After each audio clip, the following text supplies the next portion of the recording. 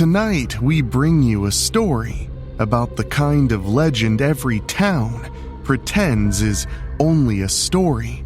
A jersey locked away in rumors. A football field where the lights shine too bright. A summer camp where the woods are just close enough for something huge to step out of them. They call him Mick the Demon Knight. Then they called Greg Branlake the Demon. And once that cursed 00 jersey found its way back into the world, it did what evil always wants to do.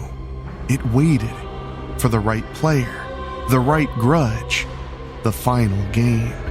So gather close, keep your eyes on the tree line, and whatever you do, don't put on that jersey.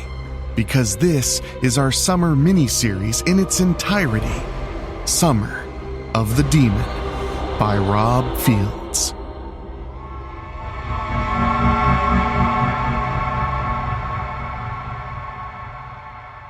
It's Friday night again. We always have that important, heated yearly rivalry game early on during the football season. It's us at Strickfield Academy against Strickfield High. I've been playing for Strickfield Academy since sophomore year. We beat Strickfield High then and last year. Now it's senior year, and we're facing them again. Strickfield High isn't the greatest football team out there. I mean, they haven't been to state for as long as I can remember, not since the days of Mick The Demon Knight, back in the 50s. We've been to state the last 2 years. Sophomore year, we ended up being the runner-ups. Last year, we won the state championship for our division. But my point is that every time we play against Strickfield High, they always make us work for our wins. It wouldn't matter if they were the suckiest team in the Erie Shore Conference. They always seem to play their best against us, probably because it's the Battle of Strickfield. Funny thing, we never play them in other sports, just football. It's the fourth quarter. The score is 34-30, us. It's down to the final minute. We've been gradually taking the ball downfield to run out the clock. Coach Crandon has been riding us the whole game. I really hate this guy. Ever since Headmistress Hiltonson hired him to replace Coach Raines after he retired, this guy has been relentless. That's what you get when you have a former Marine drill instructor. If you've ever seen that movie Full Metal Jacket, you know what I'm talking about. "Come on, Bran Flakes! We're almost there!" Coach Crandon yells at me. My name is Greg Branlake. That douchebag has been calling me Bran Flakes ever since he took over as coach, letting me know he doesn't like me. The other team calls timeout. I'm ready to go over our next play with the guys, but suddenly Crandon's right there. "2 more plays, Bran Flakes," he yells in his drill instructor tone. "You fuck this up, I'm gonna kick your ass all over that locker room. You getting me, you worthless piece of shit?" I hate the guy so much I don't even answer him. I was the top quarterback in the Erie Shore Conference before Crandon came along. Coach Raines was hard on us, but he did it to challenge us. He was always there for us if he noticed one of us was having difficulties. He worked with those players until they overcame those problems. Not Crandon. He's already had 3 people quit the team because of his shit. In fact, my games really suffered because of him. I used to throw perfect passes or hand off to the right guy. This time I threw an interception earlier that let Strickfield High get back into this game before halftime. Crandon let me know about it in the locker room. As soon as Crandon's off the field, the game resumes. We get into position. I take the snap and go back. There's a man wide open, and I throw the ball to him. The ball seems to sail slowly. Very slowly. It almost reaches my wide receiver when a little guy from Strickfield High seemingly comes from right out of nowhere to leap up and snatch the ball for an interception. Little Peewee Richter intercepted me earlier, too. He's also fast enough to run around our tacklers. I managed to get close enough to him to make a diving tackle. He jumps up. and with great height, for me to slide right underneath him. Richter runs the rest of the way and scores a touchdown. Strickfield High takes the lead 36-34. Instead of going for the extra point, they go for a 2-point conversion. They hand the ball to Peewee Richter, who gets the 2 easily to make the score 38-34. Strickfield High fixed it so we can't tie the game on a field goal and go into overtime. We have to score a touchdown. We have just enough time for one attempt. Strickfield High kicks off, and then we really have a meltdown on the return when a Strickfield High tackler makes our returner fumble the ball. Strickfield High picks it up and runs it in for a quick and easy touchdown. And the win, 44-34. Final. Crandon slams my back up against some lockers. Give me one goddamn reason why I shouldn't kick your worthless fucking ass all over this locker room, Branflakes. He pulls me back and slams me into the lockers again. You do not throw 2 interceptions on my team. You do not even throw one. He lets go of me and backs off. Then he grins and points at me. I'm gonna lay it out for you real simple, Branflakes. We so much as lose one more game, I'm gonna cut your ass from the team. Headmistress Hiltonson says you're supposed to be good.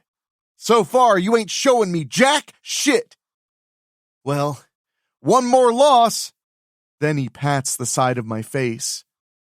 See you at practice on Monday. He's about to leave when he stops and adds, speaking to all of us now. Oh, and, all of you can plan on extra duty every day next week. When the bastard finally walks away, I look at the others.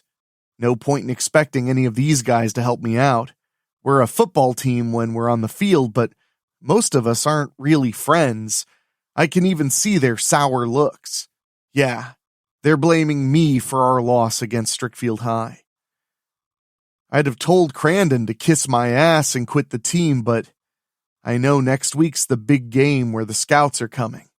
I know I have to make a good showing if I want to try and land a scholarship. Otherwise, I can forget about getting out of Strickfield. I'll be stuck here, working at one of the many Mirren factories to make a living. What am I going to do? The one good thing I've got going for me is Katie Klein, my girlfriend, and an academy cheerleader. I'm so glad I can always count on her. She gives me a sympathetic look. Do I even want to ask? Crandon got to you again, didn't he? Am I that obvious? I reply, half joking. Us cheerleaders could hear him hollering at you. I swear he's even louder than our cheers.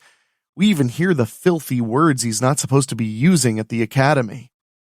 Yeah, but Hiltonson ain't going to do anything. She knows how big football is here. She'll look the other way as long as we win another state championship. Then I tell her. Crandon threatened to cut me if I don't show improvement at next Friday's game. I groan. He'll probably cut me anyway, whether we win or lose. If I don't get a full ride to college, I'm done. Again, Katie gives me a sympathetic look. We talk about other things as we head home. Before we part ways, Katie suggests we spend the day together Saturday and just have fun. I decide to take her up on that.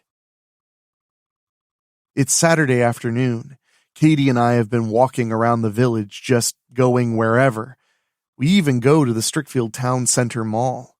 Nothing going on here. I figure any day now this mall is going to close, but Christmas ain't far off, so the mall will start getting packed as stores open in here for the season. We look down a far section of the mall. Nothing open. We're about to turn around when we see a light. We go to it and see there's only one store there, called Tinker's. Hey, looks like an oddities store, Katie says. You know, places that sell junk and stuff. I take her hand. I know you want to look. Let's go in. We walk into the store. Katie's looking at one piece of junk after another. It doesn't look like she's going to buy anything. In the past, Katie would tell me there's always that possibility of a rare find in places like these. Katie sighs and turns to me. You know, you haven't said much of anything today. Are you still worried about Crandon? I sigh, sadly. I'm sorry. I know we're supposed to be having fun and I'm ruining it. I can't help it, Katie. I'm just sick of how Crandon keeps riding me. If I don't get back to where I was, I can kiss both high school football and the possibility of a scholarship goodbye. Before Katie can reply, we realize we're not alone. A man who looks like he's in his early 50s is right there. I'm sorry, young man. I couldn't help overhearing, he says. I think I may have something that might help you build more confidence. Right, I reply. You've got something in a junk shop to help me win football games? You'd think the man would have been insulted, but he just chuckles a little. Come with me, please. Katie and I follow him to the display case at the cash register. Then I see it, all framed up on the wall behind the register. Remember what I just said about making that rare find? Guess Katie was right. No freaking way! My jaw drops for a moment. You actually have Mick the Demon Knight's original Strickfield High football jersey. Ah, so you know who he is then? The man asked. Do I know him? I exclaim. Yeah, he was the guy you wanted to be in football. Nobody could touch him. I know he was big in the 50s, but he was the greatest quarterback that ever came out of Strickfield. His team went undefeated for the years he was there. They won state championships. He went on to the NCAA to play for Michigan and was unstoppable. Then he went to the NFL to play for Shore City and won a lot of championships before there were even Super Bowls. I've idolized Knight for years and want to be just like him. I was well on my way until Crandon got to be coach. I sigh and look at the jersey again. I see the back with the big numbers 00 and Demon above them. Yeah, this was supposed to be his lucky jersey, I continue. Knight supposedly wore it under his team's jersey when he was in college and again in the NFL. Then I get to the bad part of what I know about Knight.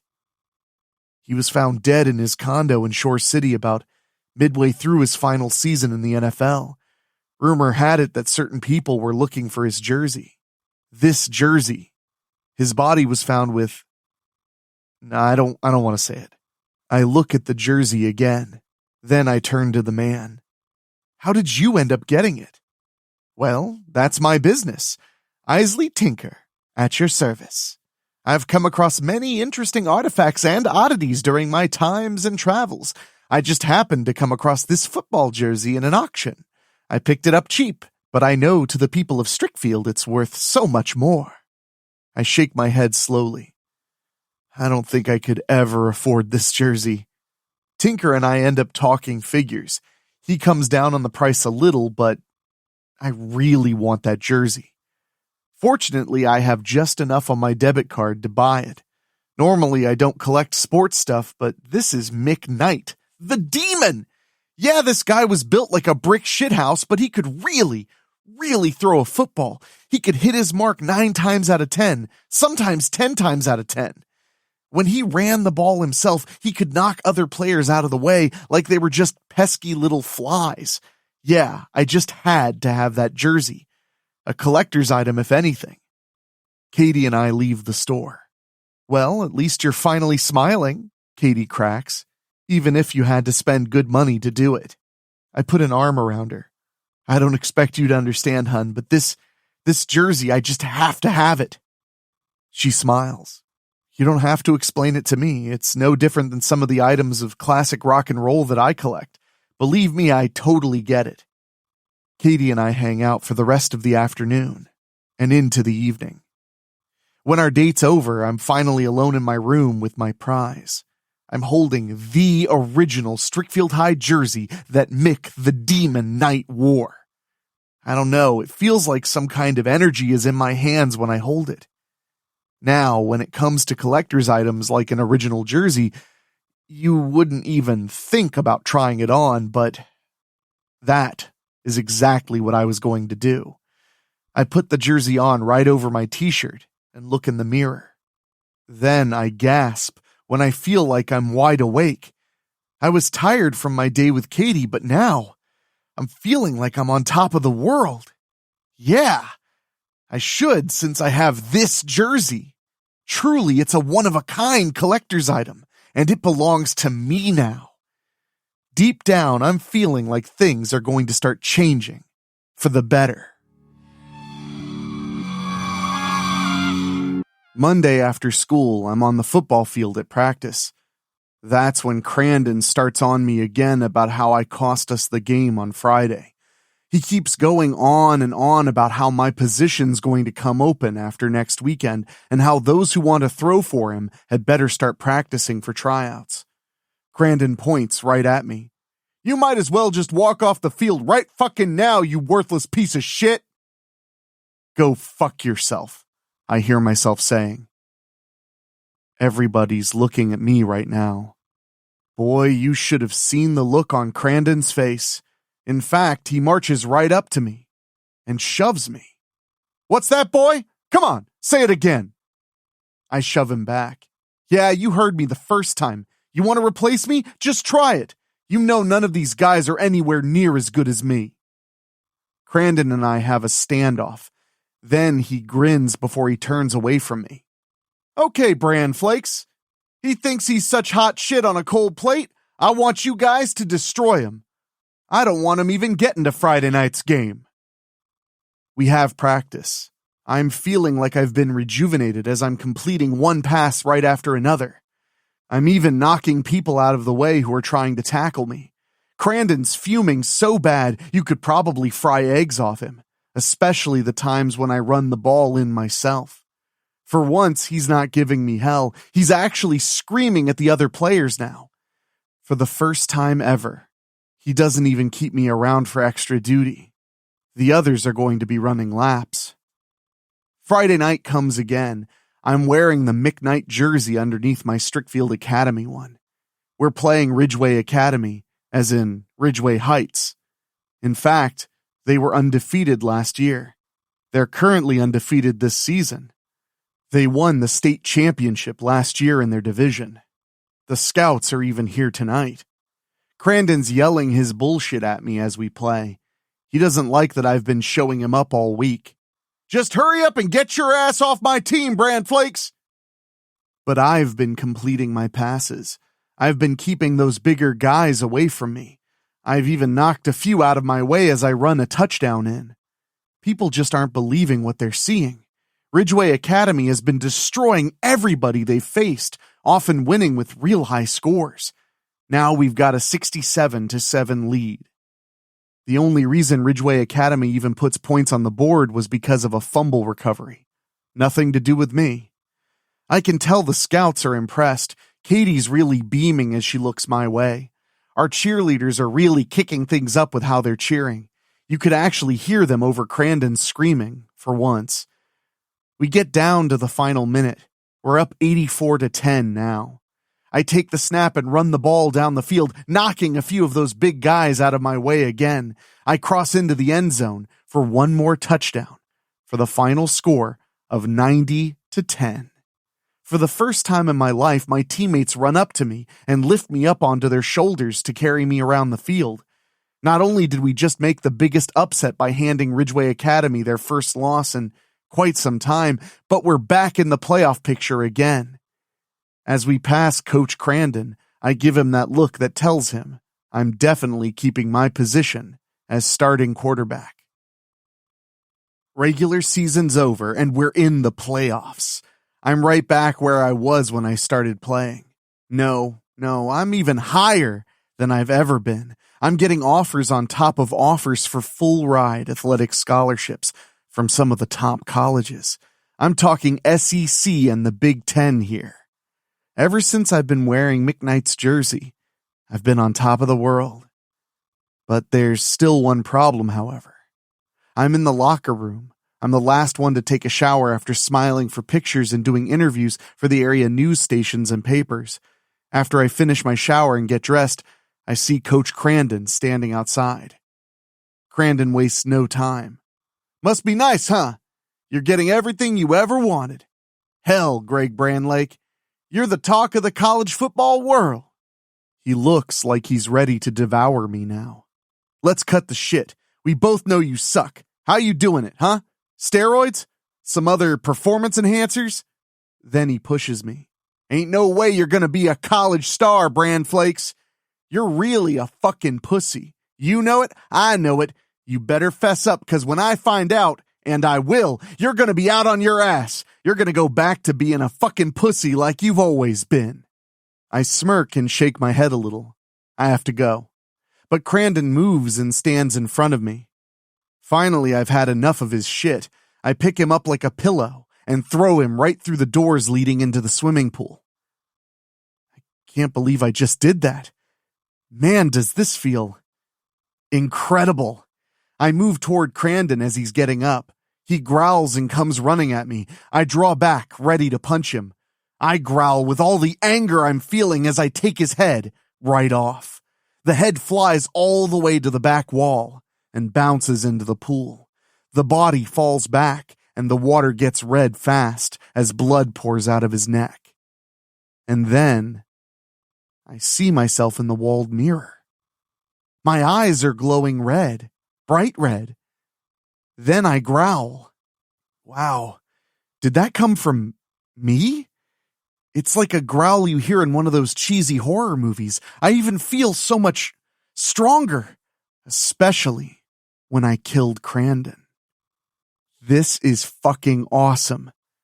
Now I'm understanding why Mick Knight was nicknamed the Demon.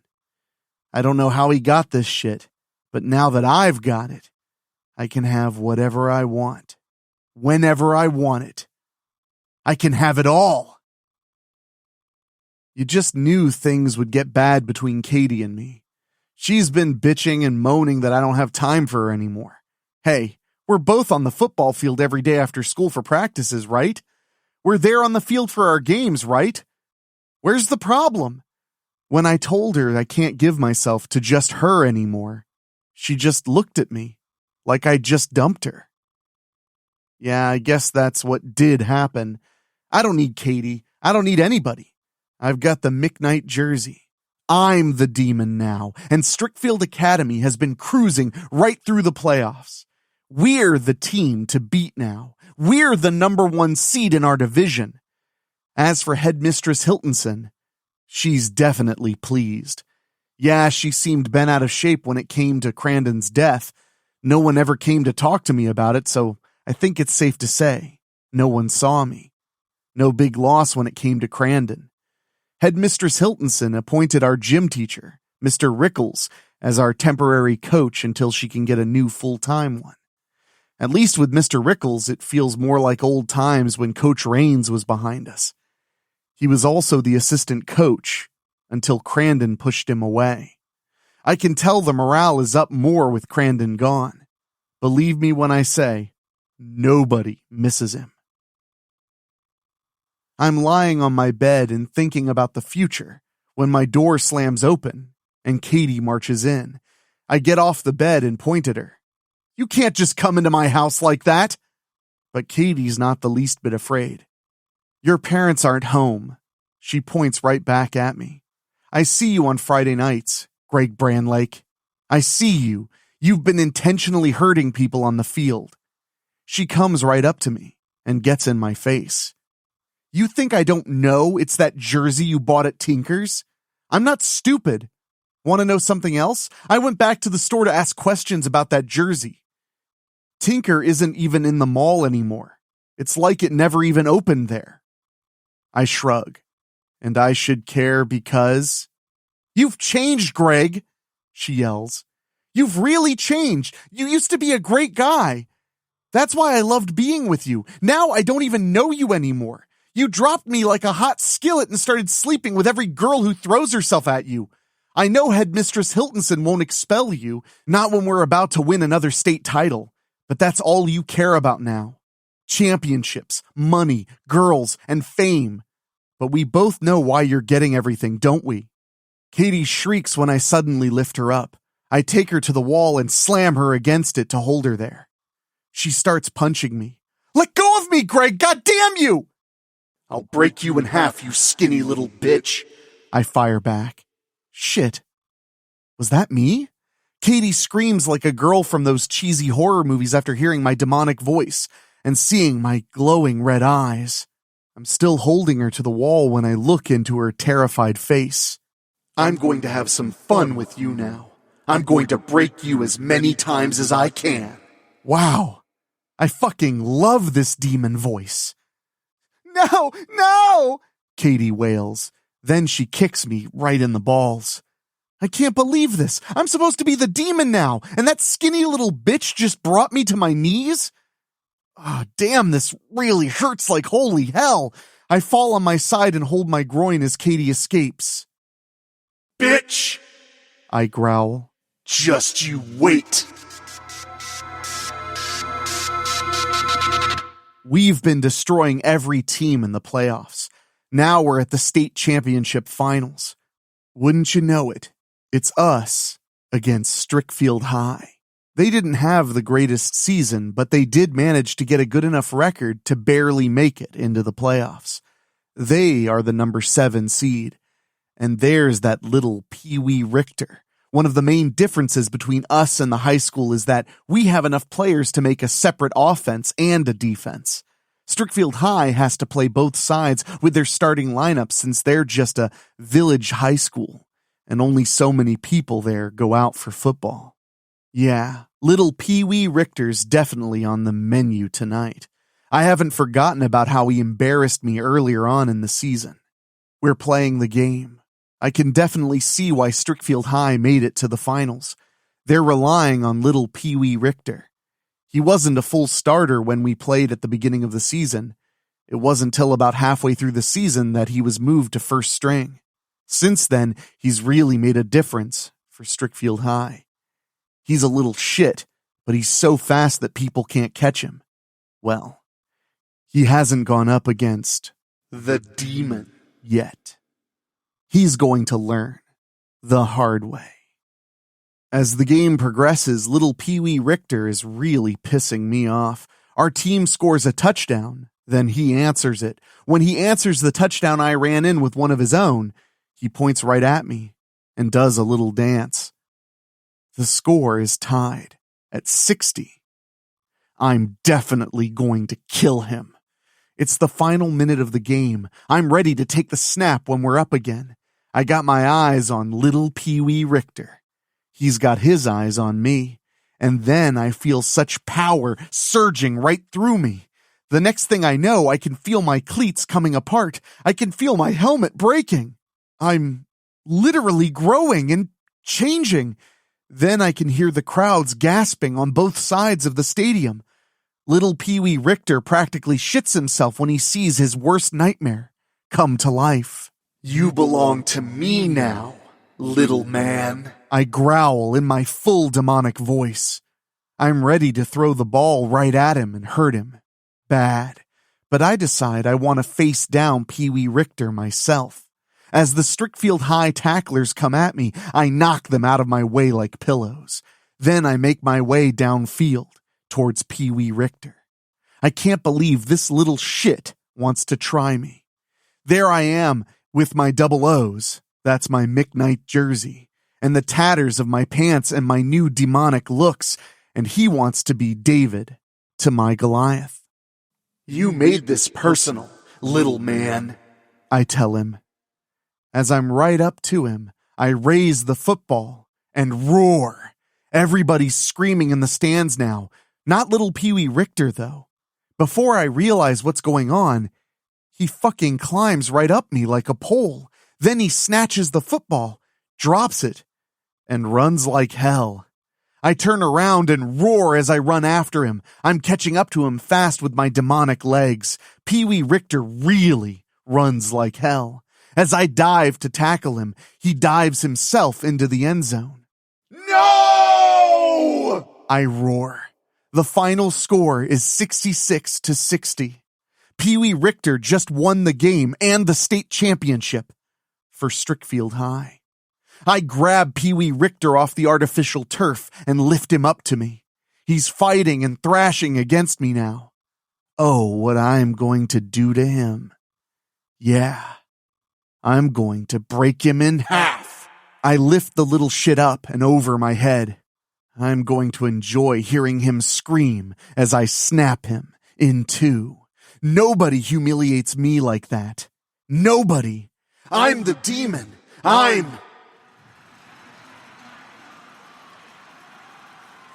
remaining crowd gasped as Greg Branlake's demonic head seemingly exploded. The fans that didn't run to escape were too busy looking on at the demonic spectacle, and Peewee Richter to see Katie Klein had pulled the trigger on the double-barreled shotgun she'd borrowed from her dad. Katie knew she had to stop Greg once and for all, after what he had done to Coach Crandon in the Strickfield Academy swimming pool that Friday night at the end of the regular season. She had never been so scared as when she realized she had to kill Greg. And it was even scarier for her to break into the morgue at Strickfield General Hospital and steal the Mick Knight jersey afterwards. Katie knew it was the authentic jersey when she started to feel the power surging in her hands. But Katie had no intention of wearing it. As far as she was concerned, she would have to keep it and make sure nobody would ever get their hands on it, especially after she tried to burn it, only to find it wouldn't catch fire, even after soaking it in gasoline. The only thing Katie kept wondering night after night when she went to bed was how long such a powerful item like Mick Knight's jersey would remain safe with her. After all, evil power like that doesn't remain a secret forever. Isley Tinker certainly knew this as he stood outside her house and chuckled. He knew that he could easily reclaim the jersey from her. However, he had other ideas. No, Katie Klein, you may keep the demon's jersey. Even though your intentions are good to keep its power safe from others, it will only be a matter of time before you yourself will come to desire the power. However, will you claim the power? Or will it claim you? Ah, yes, a most interesting question to be answered indeed. And it shall be answered in due time. Of this I am most certain. And with that, Isley Tinker turned and walked away.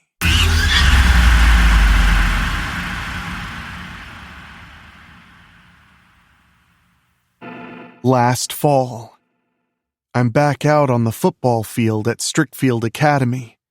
How many times have I been back here since Strickfield High beat Strickfield Academy for the state championship last fall?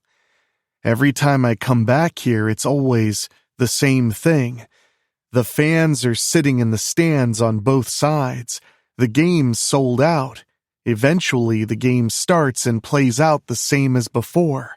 Strickfield High has to show its guts and determination every time we play schools with enough players to make both a separate offense and a defense, like Strickfield Academy.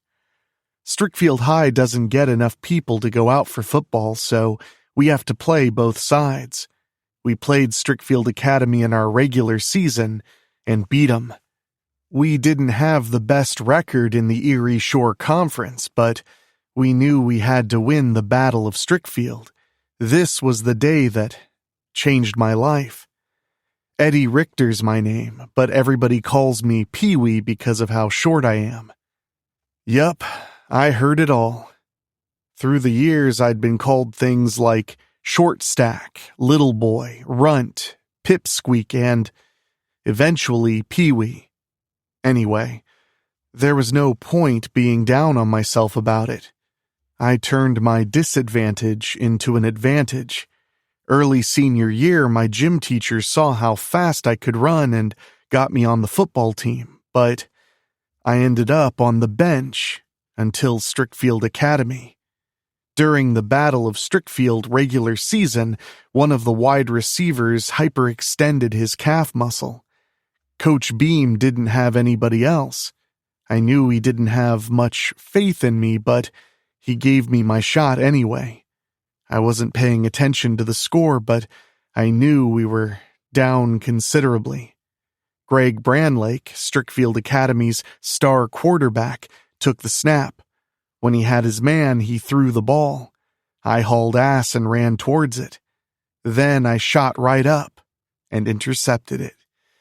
Our side of the stands roared as I ran the ball back 76 yards for a touchdown. I couldn't believe it. My first play of the game.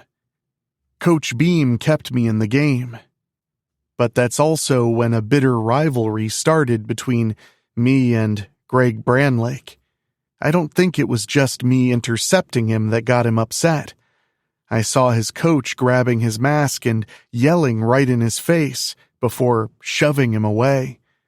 I didn't like seeing nobody get in trouble like that, but I knew I hadn't done anything wrong. The game continued until we were getting near the end. We were down 34-30. I kept an eye on Branlake and saw him going back, knowing he was going to throw the ball long. As soon as he did, I knew I could get to it. Before this guy could catch it, I leaped right up in front of him to intercept Branlake for the second time. When I ran the ball back, Branlake tried tackling me. I easily sprang up and let him slide under me. When I came back down, I went into the end zone to take the lead, 36-34. Our quarterback, Bill Ridge, called a quick huddle and said he was handing the ball off to me. We lined up. As soon as Bill got the snap, he turned and practically stuffed the ball right in my gut. I held on to it and ran straight into the end zone for 2 more points, making our lead 38-34. Strickfield Academy had to score a touchdown in what little time was left, since we made sure they couldn't tie the game and go into overtime. We would upset Strickfield Academy when one of our tacklers forced a fumble. One of our guys picked up the ball and ran it in for a final score of 44-34. It wouldn't be the last time we'd see Strickfield Academy. After that game, Coach Beam made me a starter. We brought our record up enough to make the postseason. The playoffs were tough, but it all paid off when we reached the finals with a rematch against Strickfield Academy. By now, Greg Branlake was the premier quarterback in the Erie Shore Conference. He'd gotten so much better since that regular season game. In fact, he'd been offered several full-ride scholarships for it. Looking at him now, though, I didn't know what it was, but he scared the bejesus out of me. If I didn't know better, I'd have sworn his eyes were glowing red. "Get out there and show Strickfield Academy why you got your full ride, son," Coach Beam said. "We got to the state championship game mainly because of you." I couldn't let my team down. One more time, I had to prove Coach Beam didn't make a mistake with me. The game started. Strickfield Academy had their advantage with their separate offense and defense. Greg Branlake kept hitting his passes. Strickfield Academy kept putting points on the board. The pressure was definitely on me since my teammates were betting on my running and jumping. Every time Bill Ridge took the snap, he either handed off or passed to me. Strickfield Academy tacklers got me a couple of times, but I managed to answer every touchdown they scored. It was such an intense game. The score got to be tied at 60. It was the fourth quarter and getting down to the wire. Greg Branlake kept eyeing me throughout the whole game. Deep down, I knew I didn't want him getting his hands on me. And then, Greg Branlake was charging my way. I just couldn't believe it. Branlake's cleats came apart. His helmet literally split right down the middle. He grew until he was a good 7 or 8 feet tall. He even had these gargantuan hands. Did I mention those glowing red eyes? I don't know what happened to Branlake, but I saw what was left of his Strickfield Academy jersey on the field. He had a second one on underneath with 00 on both sides. I think I even made out the word demon on the back where the name was.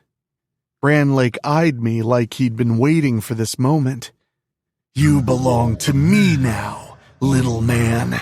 I think I nearly pissed myself hearing that demonic voice. Charlie Thoss, the biggest guy on our team, slapped me on the back. "Snap out of it, Peewee!" I raised my hand a little and nodded to him quickly. Branlake took the snap and watched his own team run away.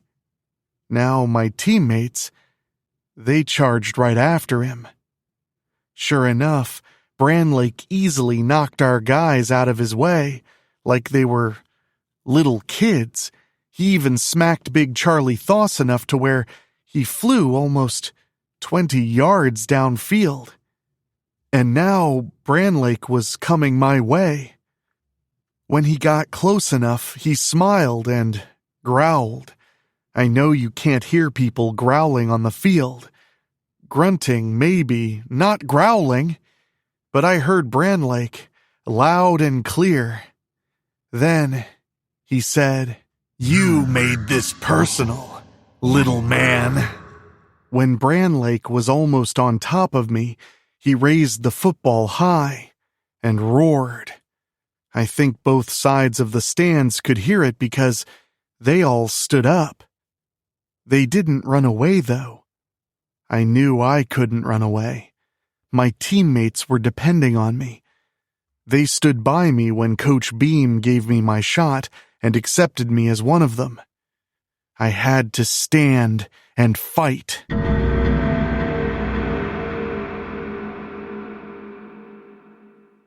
I took a deep breath and charged right at Branlake. He couldn't believe it when I was climbing right up his body. Hell, my teammates yelled at me asking what the hell I was doing. And then I gasped when I looked Branlake right in his horrible-looking face. Having seen enough, I snatched the football and dropped off him. "Oh, God!" I gasped, running for my life. I squealed when Branlake roared. I even heard his huge feet stomping the field and knew he was chasing me down. I think being scared kept me moving. I couldn't hear my teammates, but I could hear that demon's feet getting louder and closer. I was almost to the end zone. When I didn't hear the stomping, I knew I had to jump, fast. I leaped up and dove right into the end zone. No! I heard Branlake roar. I turned onto my butt and saw the scoreboard change. We won the state championship by a final score of 66-60. Suddenly, Branlake was right on me and lifting me off the ground. God, I really did not want to die that day and fought against him with everything I had. Branlake was going to kill me for humiliating him again. Then he raised me up over his head.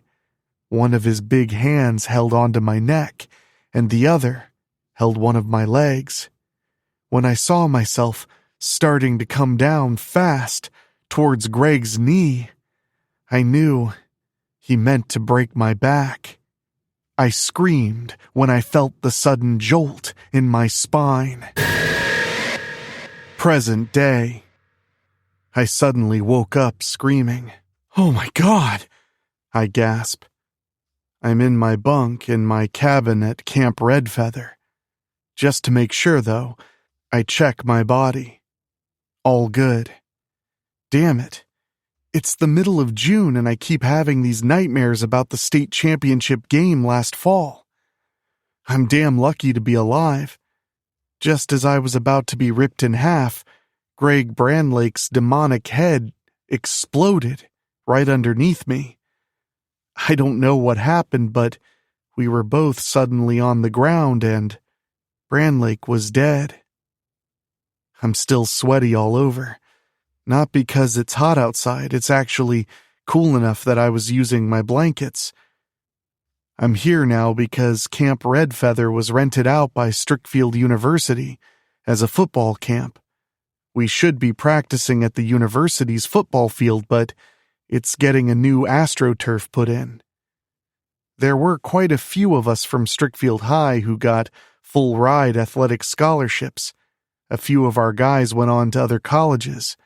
Guess they didn't want to stay in Strickfield after what happened last November. The rest of us accepted our scholarships to Strickfield U. What's really interesting this year is that we're no longer part of the Mid-American Conference. The Strickfield Serpents were the best team there. They were the only team who could make it to the big bowl games almost every year. They even won some NCAA national championships. Now, this is the first year the Serpents would be playing in the Southeastern Conference. Yeah, the SEC. And we ain't even in the South. Anyway, our season's gonna have us playing teams like Ole Miss, Alabama, Texas A&M, and Mizzou, just to name a few. For Strickfield U, this move is huge.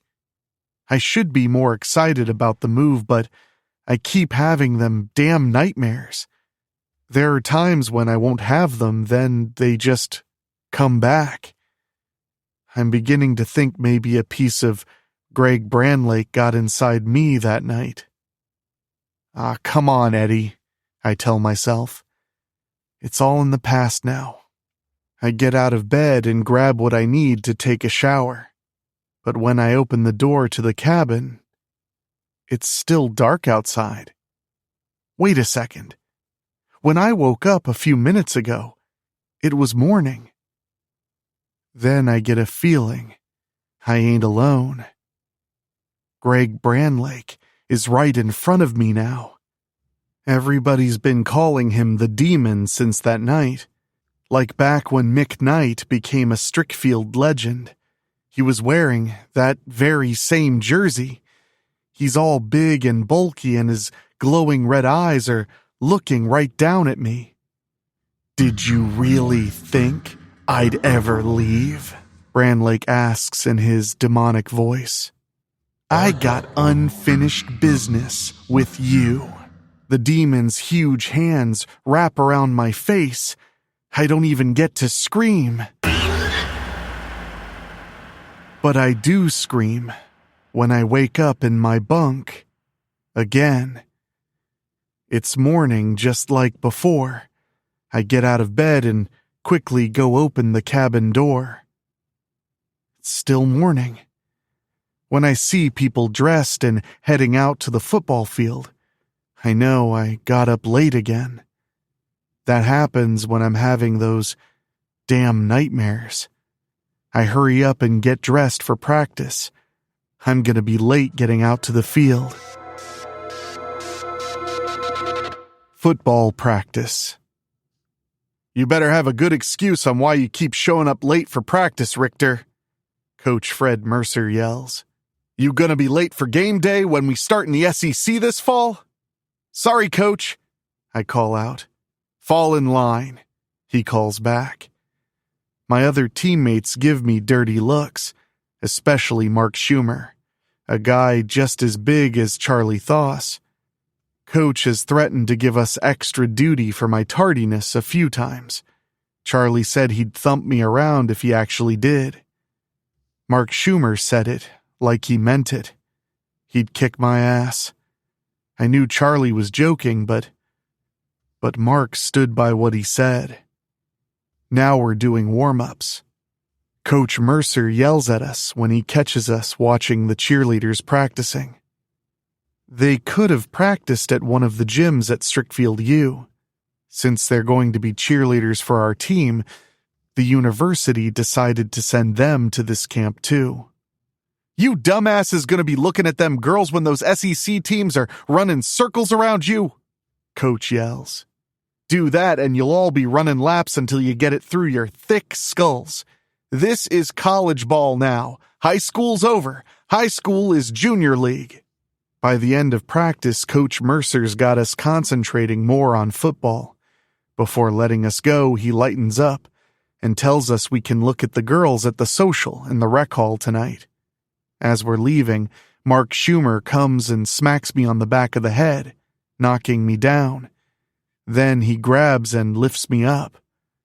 "You come to practice late again, I'm gonna kill your fucking ass. You hear me?" "Let him go, motherfucker!" Charlie shouts. Mark shoves me away so I land on my back. He turns and walks off before Charlie reaches me. He pulls me up and sees I'm okay. But Mark Schumer's the least of my problems right now. That night, it feels great to be in air-conditioned comfort after the day we had. It gets hot enough outside when it hits 80 plus and we're running plays all day. I'm having a soda and talking to people. Some of my Strickfield High buddies are asking me if I'm checking out the girls. I tell them I am, just to get them off my back. I know the guys are looking for future wives or steady sex partners. Honestly, I don't know what I'm looking for. After finishing my soda, I grab another one and head outside where some of the other players are hanging with the cheerleaders. When I catch Chase Randall's eyes, she smiles. I've seen this cheerleader plenty of times. She definitely provokes us on or off the field. She's doing it again when she bends over and shows us all just how short her skirt is. Then I look past Chase and see him. He's wearing a tattered football uniform with the 00 jersey. No helmet, but his eyes are glowing bright red. Some of the others are pointing right at him. I drop my soda and rub my eyes to make sure I'm not seeing things. No, the demon is roaring and coming right at us. "Nice costume," Chase jeers. "Halloween ain't for a few more months, dumbass."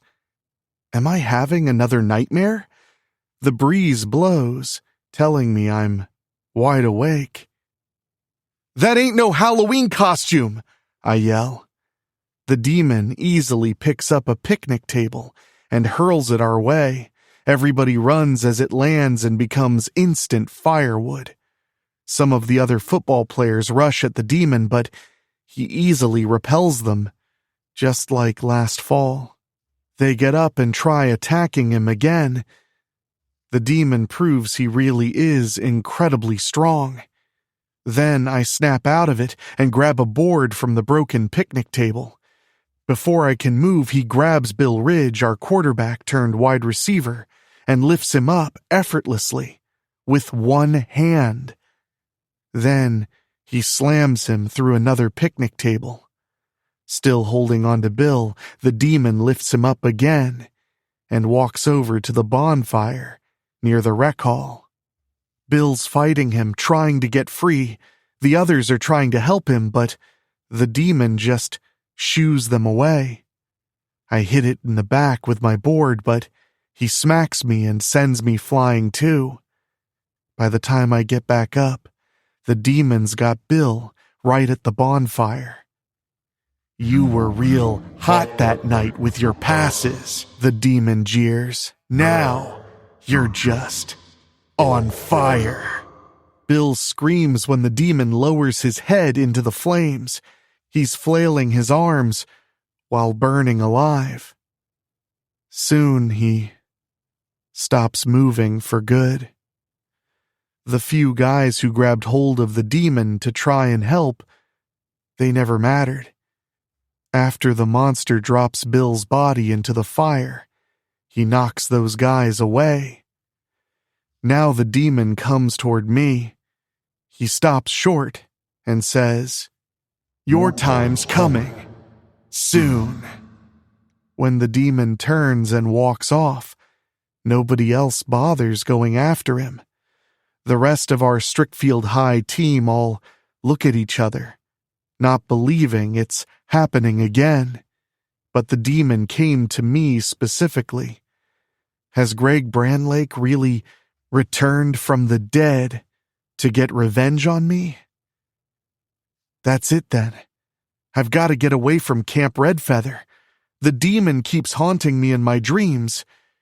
No way I'm letting him get me or anyone else in the real world. Late evening. I've got the car loaded up. I've got to get out of here and go somewhere where the demon will never find me. I know I'm a coward. After seeing what the demon did to Bill Ridge, I just don't want to die. I get in the car and head on the road as fast as I can. I have no idea where I'm going. When I know the demon ain't looking for me, I'll figure out what to do next, but that's the problem. The demon is right in the road ahead of me. There's no way I can get around him. I slam on the brakes and try turning the car around. The demon leaps into the air and lands right next to me. Going somewhere, little man? Next thing I know, he lowers himself to grab underneath the car. Just like that, he flips it over. Next, the door comes right off. Then the demon pulls me out of the car. You think you can run away from me, Peewee Richter? He brings me up to where he can look me right in the face and see how scared I am.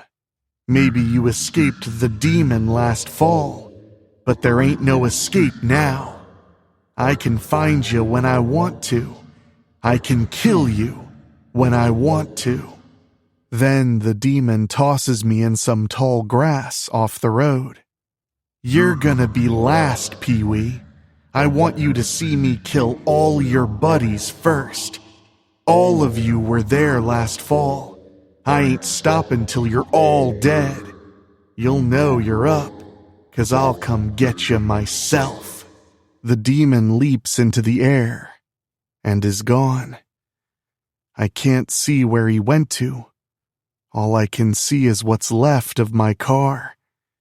It doesn't look like he completely destroyed it, but I need to get it somewhere to get fixed. And my parents are going to love hearing how my car got messed up like this.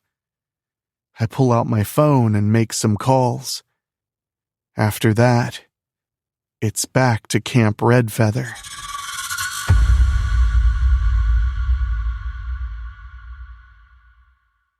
The next morning. I didn't sleep much last night. I really feel bad knowing I was going to run out on everybody here. I'll admit I'm scared as hell of the demon. Seriously, why is this happening again? The demon found me on the road saying he can find me any time. As for the car, I got my parents to come and get it. I really had to BS my explanation to them. I think they believed me. No, I damn sure didn't tell them about the demon. I'm sitting here in my cabin, knowing I have to go to practice soon. I'm going to drag ass out there, running on fumes. Seriously, what can I do about the demon? How do I beat him? Well, I can't just sit around and do nothing. I have to fight him, somehow. I'll try and think about it during practice. I get up and head out to the football field. Later. I'm using a computer in the rec hall. I do searches on Greg Branlake, Mick Knight, and the demon. I easily find things about the first two, but nothing to tie them together. Also, not a single thing about the demon or the 00 jersey, other than Mick Knight wore it all those years ago and took it to Shore City with him when he went to the NFL. I do come up with a wild idea, though. My troubles with the demon all started with Greg Branlake. Like me, he came from Strickfield. Mick Knight came from Strickfield. I don't have any choice. I have to go back home and go check out Greg Branlake's house.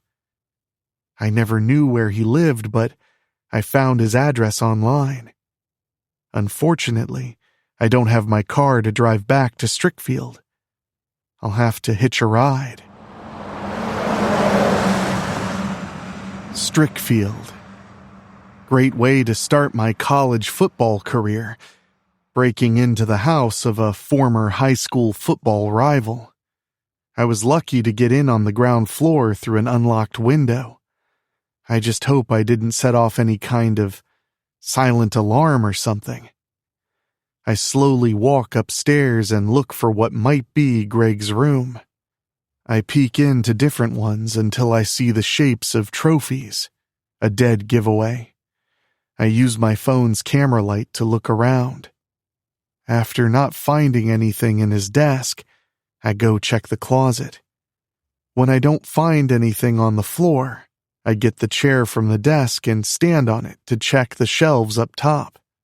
Hey, I ain't called Peewee for nothing. I see a box in the far corner and grab it. When I shine the light inside, there's a bunch of journals. I bring the box down to the floor and start looking through them. It takes a little bit, but I finally find something.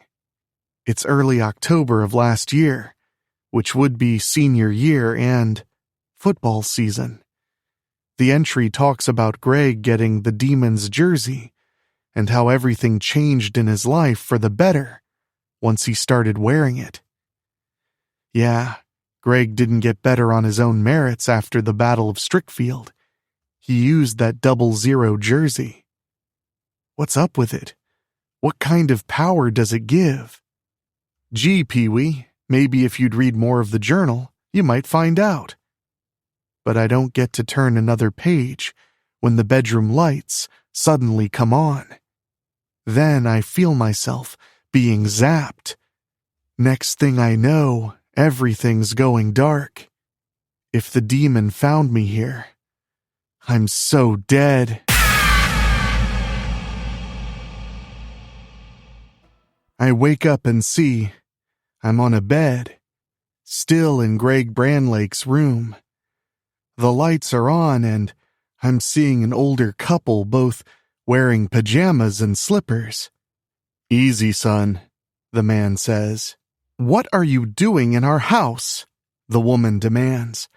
When I see the man's got a gun, I raise my hands. I ain't here to rob you.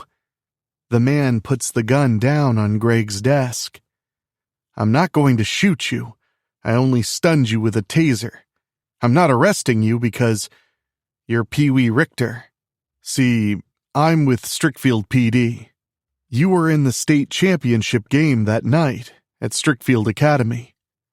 I nod and point to them. And if you two were there, you saw what happened to Greg. The couple glances at each other. Then the woman sighs. The man holds up the journal I was looking at. Greg's been keeping these since he started playing football. May I ask what you were looking for in them? I sigh. You're not going to believe me. Son, we saw what happened to Greg on the field that night. Just like you, Mr. Branlake reminds me. The demon's back, I blurt out. When Greg's parents stare at me in disbelief, I tell them what happened at Camp Redfeather. Was he wearing that Mick Knight jersey? Mr. Branlake demands. Sir, you can't not see that 00 or those glowing red eyes, I answer. But that's why I came here, to see if I could find out anything about that jersey. I think I found something in the journals before you busted me. I really feel bad now. I know what I did was wrong, and if you have to arrest me, I get it, I said. I'm not going to arrest you, son, Mr. Branlake said. Come downstairs. I got some things to share with you. I get off the bed and follow them downstairs. Mrs. Branlake tells me to sit on the couch. I read all of Greg's journals, Mr. Branlake says, sitting down. Greg bought that Mick Knight jersey at this junk store called Tinker's. Ever hear of it? I shake my head. Can't say I have.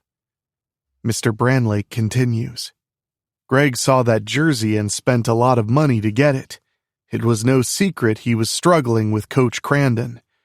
I think his game suffered because of him. He nearly lost his quarterback position because of what you did at the Battle of Strickfield. When I look scared, Mr. Branlake raises his hand a little. Relax, son. You were just playing the game. I respect that. He sighs. When Greg started wearing that jersey, he got better and fast. At first, I thought he got his confidence back. I couldn't tell you what was inside that jersey, but I knew something bad had got into Greg. He turned on his friends, especially his girlfriend, Katie Klein. Greg never turned against us, Mrs. Branlake added, but George and I knew something was terribly wrong with him. She heavy sighs. When we heard about Coach Crandon's murder, we knew Greg did it. Looking in the later journals, Greg was obsessed with getting even with you, Mr. Branlake says. And based on what happened at the state championship game, not to mention what you told us upstairs, I gulp. Do either of you think Greg's back from the dead? I was going to ask you that, Eddie, Mrs. Branlake answers in a shaky voice. I think about it. Okay, if you're right about the jersey, then what happened after after Greg was killed? Mrs. Branlake finishes for me. She gets up and goes into the den. Then she returns with a copy of the Strickfield Journal. This paper's from 2 weeks ago. I take the paper and see the headline. Deceased high school football star, missing from grave. I feel my heart pounding fast as I try to read the article. Mrs. Branlake must have seen how scared I am because she eases the paper away from me. It was a shock to us too, son, Mr. Branlake says. Chief Kazmarek called me into the office and told me about it. Then I had the unfortunate responsibility of informing my wife and daughter. I still can't believe it, Mrs. Branlake says quietly. I had to ask. Greg wasn't buried with that jersey, was he?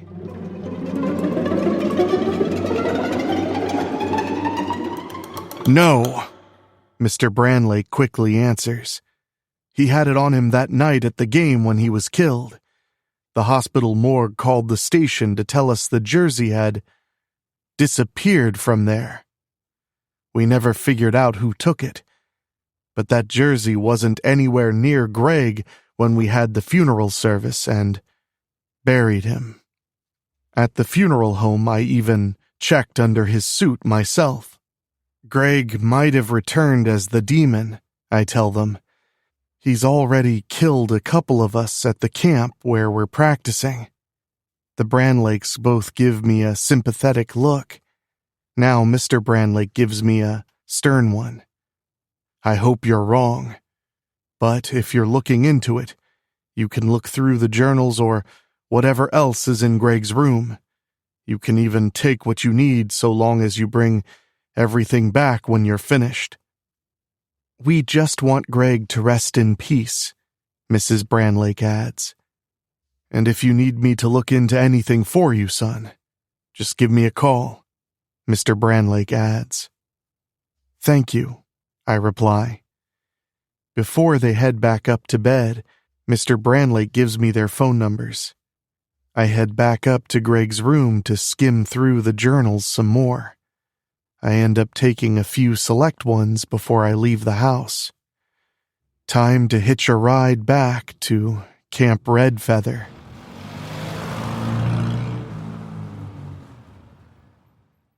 The next day. Like yesterday, I didn't sleep good. I wanted to read through the journals I borrowed, but was too tired. On the field, I'm barely keeping the other players off me. Coach Mercer notices. "Come on, Richter, you're better than this. You just showing off or what?" I wish I was showing off. The only thing keeping me awake are the 2 cups of coffee I downed in the rec hall, and wondering when the demon is coming back. Coach Mercer gives me a hard time again when Mark Schumer viciously creams me during a play. "Come on, Richter, we ain't in the MAC conference no more. You start out like this against Ole Miss." To be fair, Coach Mercer's writing everybody, and he's right. Us moving to SEC is a big deal for the Serpents, but those other teams don't have the demon haunting and killing their players. I managed to pull it together and get a few good compliments out of the coach. The end of practice couldn't come soon enough. That night, the football team and cheerleaders are at the pool. The guys talked me into putting my trunks on, but I don't get in the water.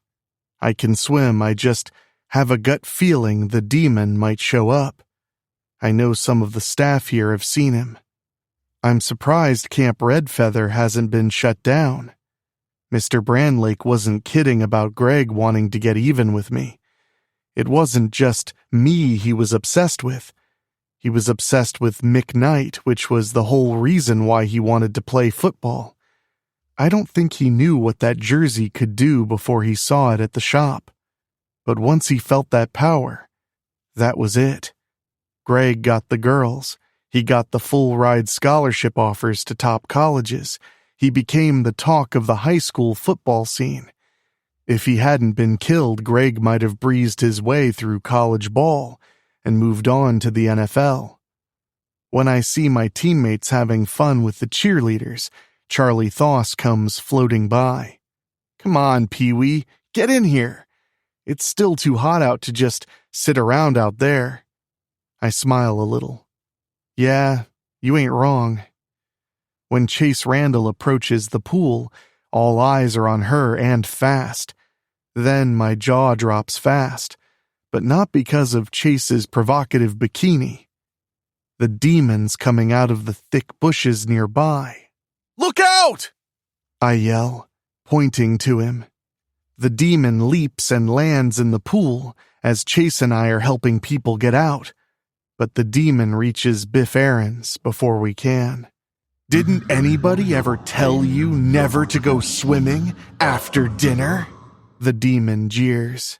"Get off me, you fucker!" Biff yells. Now they both disappear under the water. Soon the pool is turning blood red. Everybody's screaming when body parts come up to the surface like flotation devices. When the demon resurfaces, more people gasp when he's got Biff head in hand. "Go out for a pass.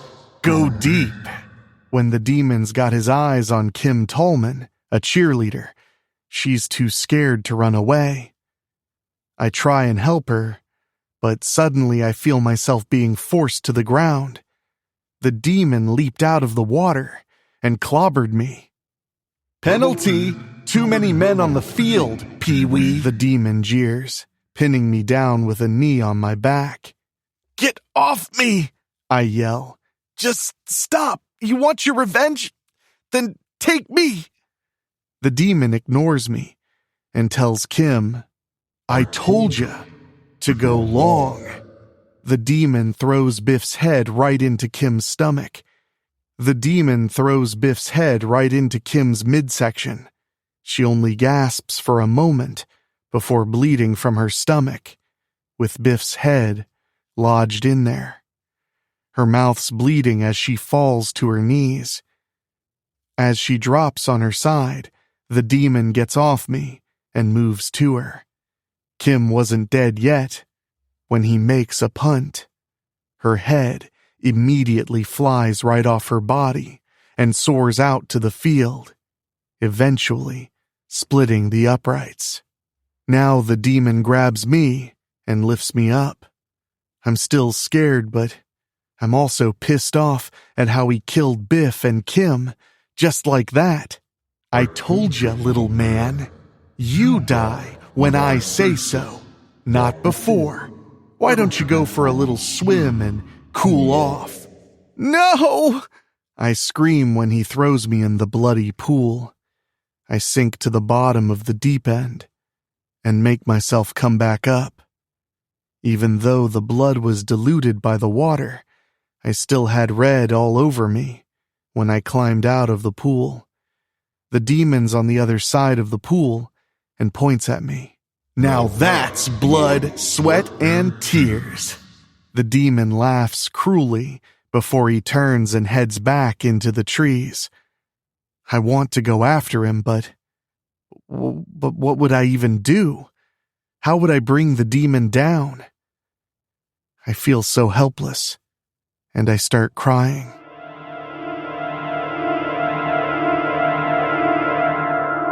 The next afternoon, practice was called off.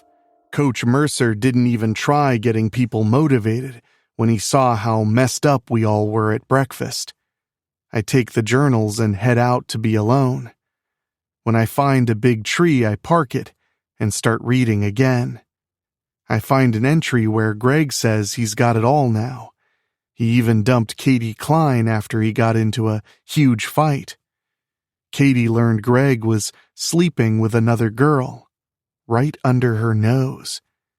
I couldn't find her name, but Greg called her his vicious vixen. I hear a movement nearby. Then there's this huge shadow looming right over me. Oh no, the demon found me again. I'm so dead. I don't even bother grabbing the journals and spring up to run. But I don't get far when I'm tackled back to the ground.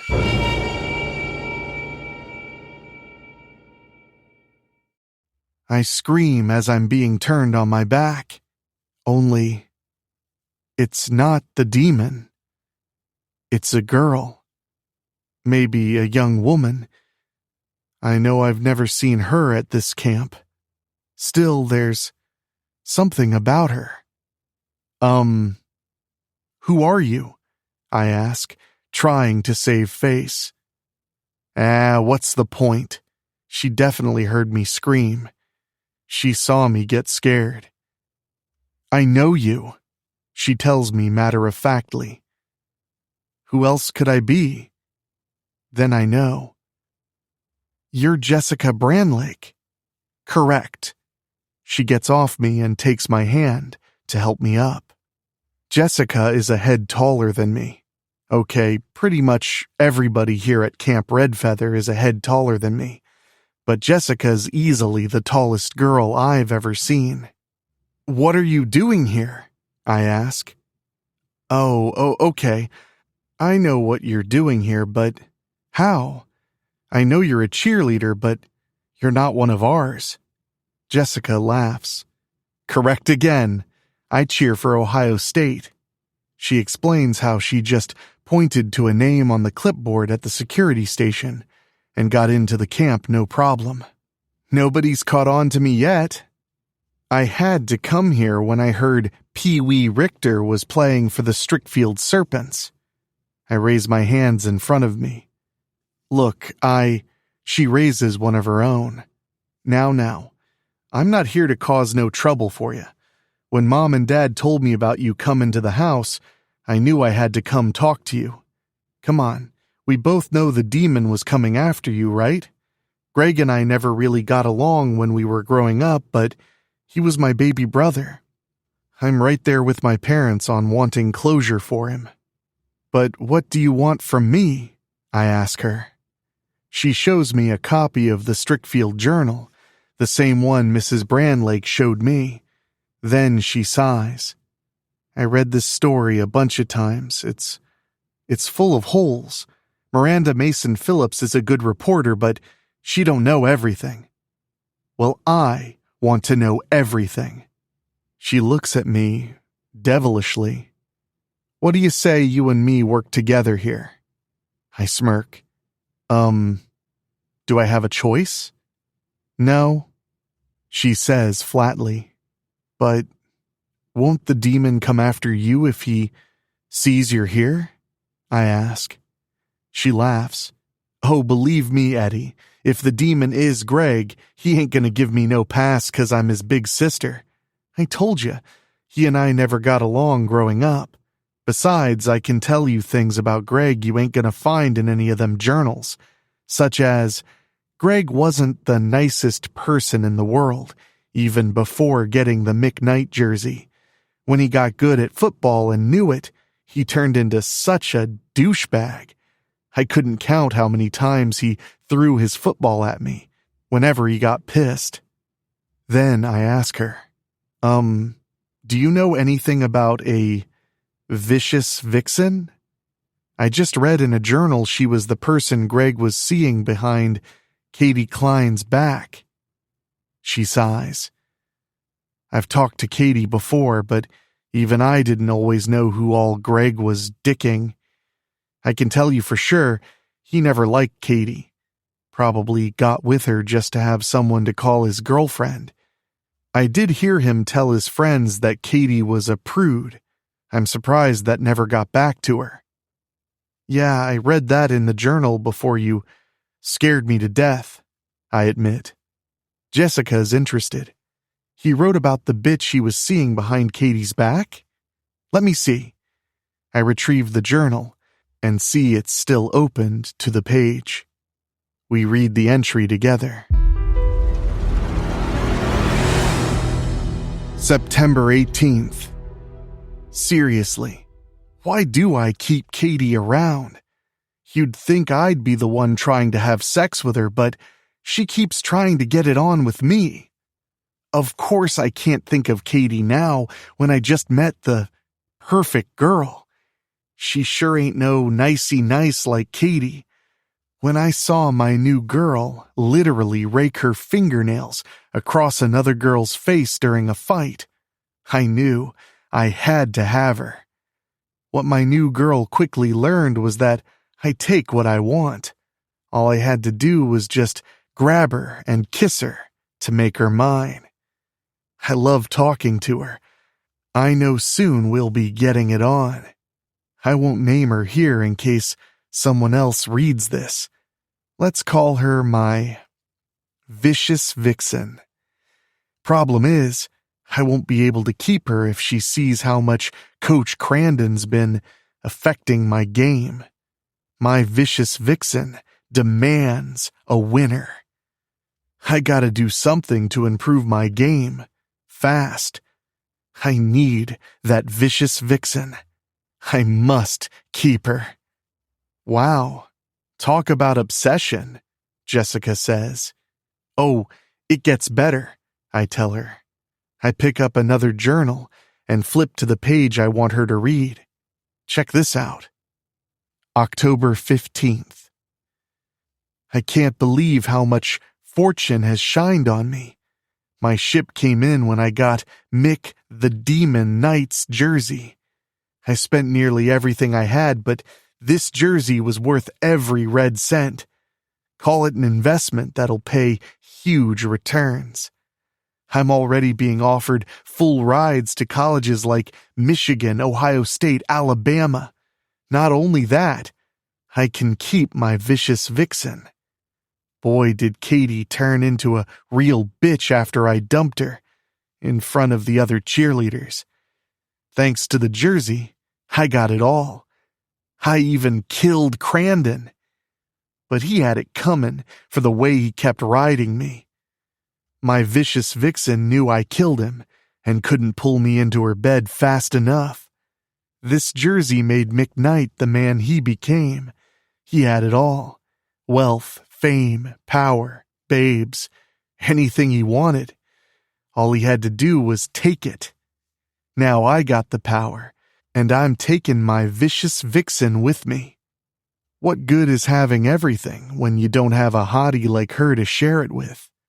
My future is now. Jessica and I look at each other. Come on, Eddie, let's work together. We both want to know what's going on. We both want to know if my baby brother's back from the dead. Come on, what do we gotta lose? I just don't want you getting hurt or killed, I tell her. He's after me, remember? Yeah, and you could get yourself hurt or killed too. You ain't playing that card with me. I know I'm not getting rid of Jessica. When I tell her, fine, we can work together, she hugs me. Not that I'm trying to score with her, but I couldn't help noticing how nice she smells. We go sit under the tree together and read more of the journals. Other than what Greg's got in here, we don't learn anything new. Are these all the journals? Jessica asks. No, not all of them, I tell her. Not when you're hitchhiking from here to Strickfield and back. Well, I got my car here if we gotta leave, she offers. We can go home. I smile. We just might have to. She brightens up. Let's go. Since there's no practice today, getting out of this camp won't be a problem. We just have to cross the football field to get to Jessica's car. Looks like some of the guys are working out their aggressions on the field, even though Coach Mercer called practice. Hey, Pee-wee, get over here, Charlie Thoss calls out. Nah, I'll be back later, I tell him. When he sees I'm with Jessica, he gives me his wicked grin.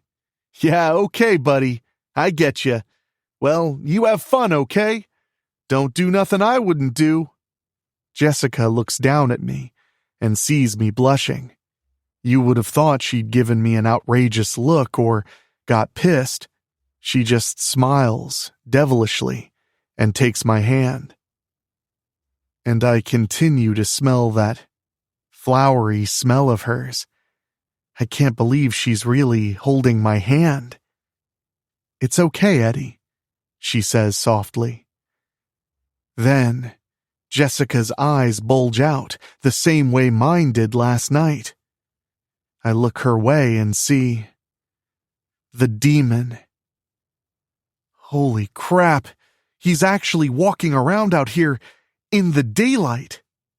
Look out! Jessica and I both call out to the guys together. They look and see the demon coming right at them. You would have thought they'd be running away, but Charlie points right at him. You're dead, you son of a bitch! Charlie, no! I call out. You don't know who you're dealing with! He'll kill you! The demon moves to the center of the field from the sidelines. Then he stretches out his massive arms and hands. Ha! Don't make me laugh. The guys all scream and run right at him. Jessica and I can't do anything to help. The demon shows Charlie and the others his power as he's grabbing them and flinging them away, like they're pillows. And Charlie is easily the biggest of these guys. He doesn't know when to stay down, which was a good thing in helping us win the state championship, but it won't help him against the demon. And then, no! Chase! Get away! Charlie calls out. We all turn and see Chase Randall standing close by. How the hell did she suddenly get there? But the demon's only a couple of gargantuan steps away from her. When a few of the other players try and tackle the demon again, he stops them both dead by grabbing their hair. Then he makes them scream by digging his fingers into their heads. Next thing we know, those guys are screaming as he's ripping their skulls and spines right out of their heads. Their faces and hair are just hanging there. I can't help it and drop to my knees and throw up. Eddie! Jessica shrieks. Chase gawks at the demon as he's holding his new weapons by their spines now. Look, cheerleader, I got me some pom-poms too. Let me show you how the Demon cheers. Chase's eyes grow wide when the demon starts swinging the heads like they're slings.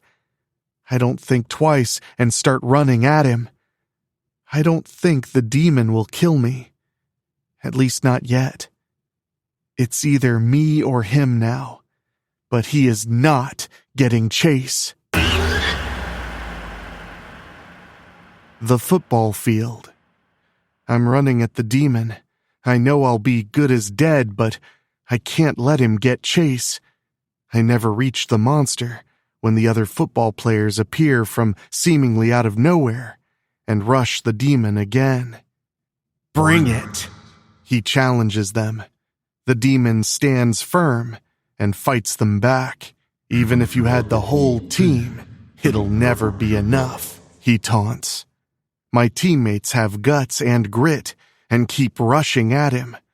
Finally, Big Charlie Thoss manages to tackle him, but the demon gets back up and grabs him, lifting him off the turf, one-handed.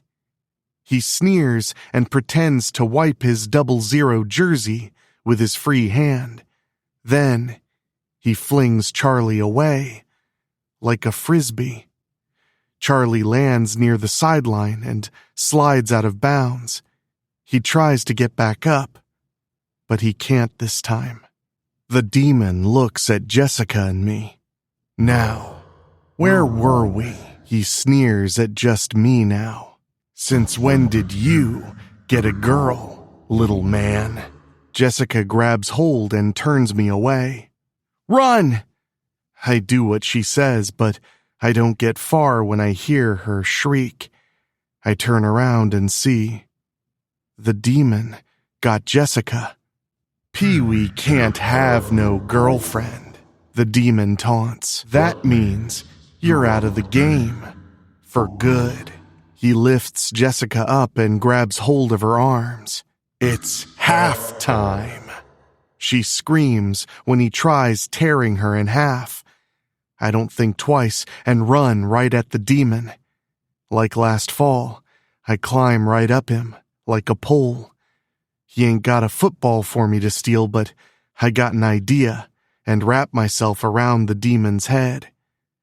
When I don't hear Jessica scream, that means she's safe. Eddie, she groans. You were supposed to run. When I feel the demon's hands on me, I quickly move and drop behind him. Then I back away as he turns around. Okay, little man. We ain't gotta wait. I'll kill you right goddamn now. Yeah? You couldn't catch me at the state championship, and you ain't catching me now. I turn and run like hell.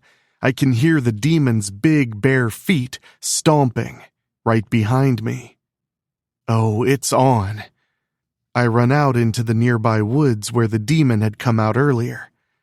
I know I still have distance between me and him when I hear the trees falling. Geez, just how strong is this demon? One thing's for sure, I don't want him getting those big mitts on me again. Where you hiding, pipsqueak? The demon calls out. It's just you and me in here. Nobody's gonna help you.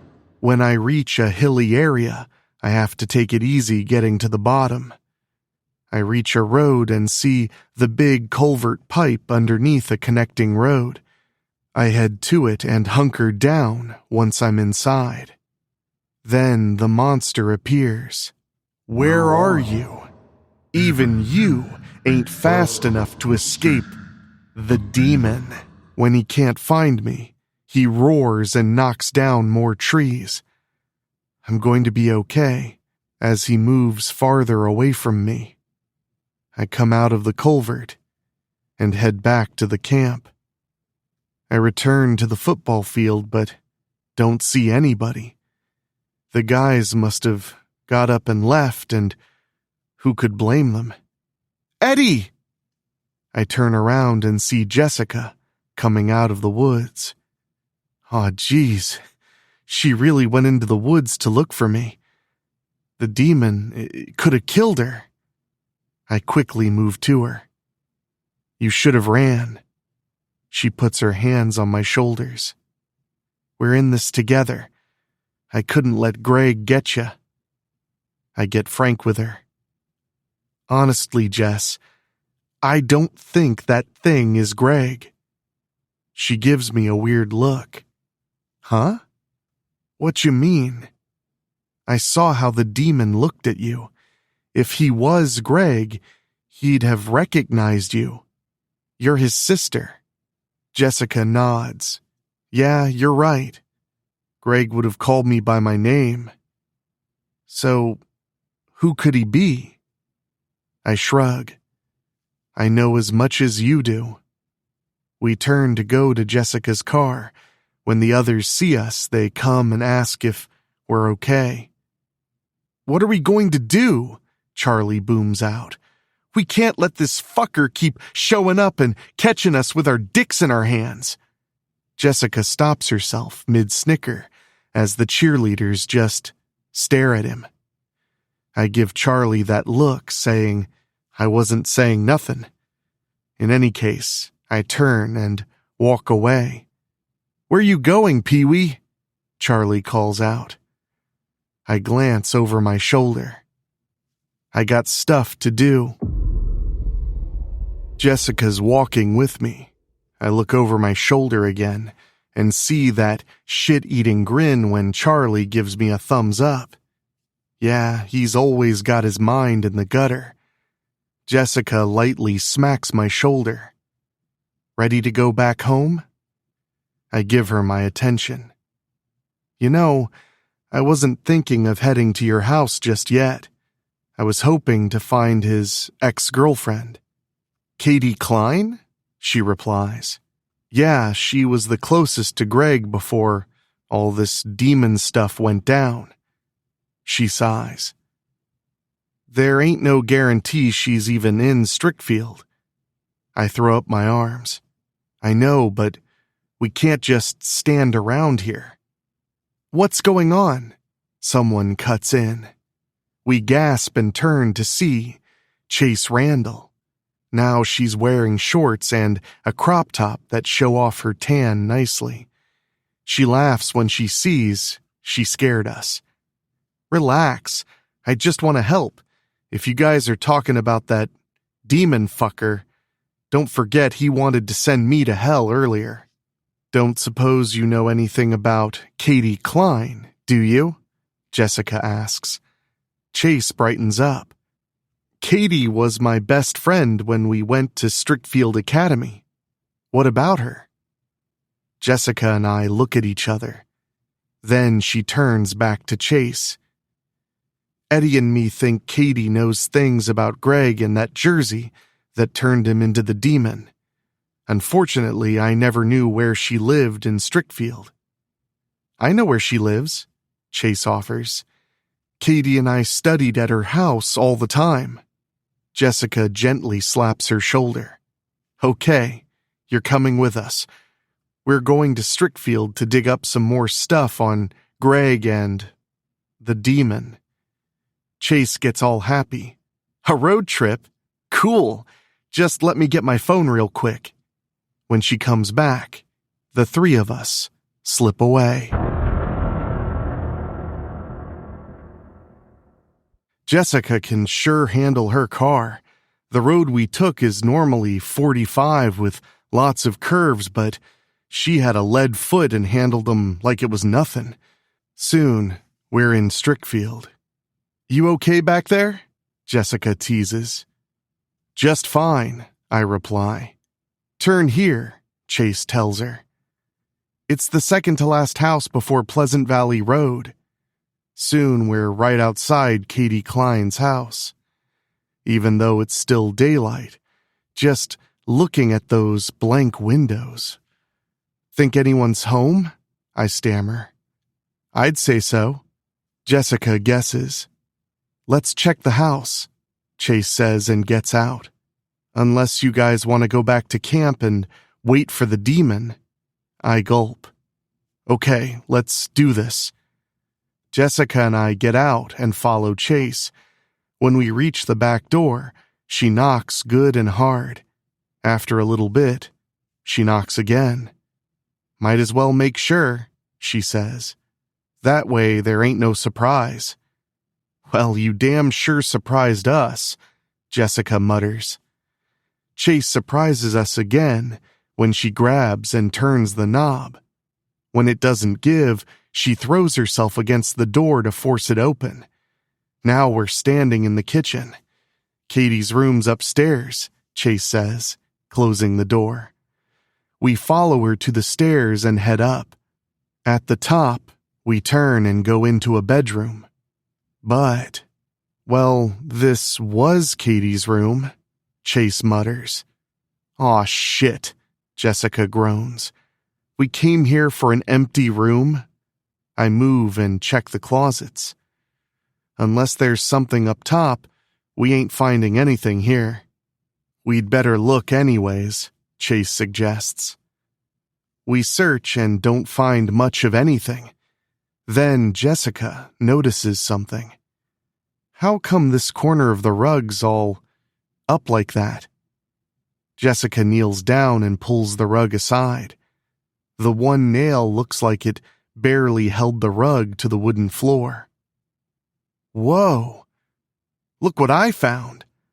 Another one of Greg's journals. She opens it and flips through the pages. We ain't got time to read this thing here, 'cause who knows when somebody'll come home.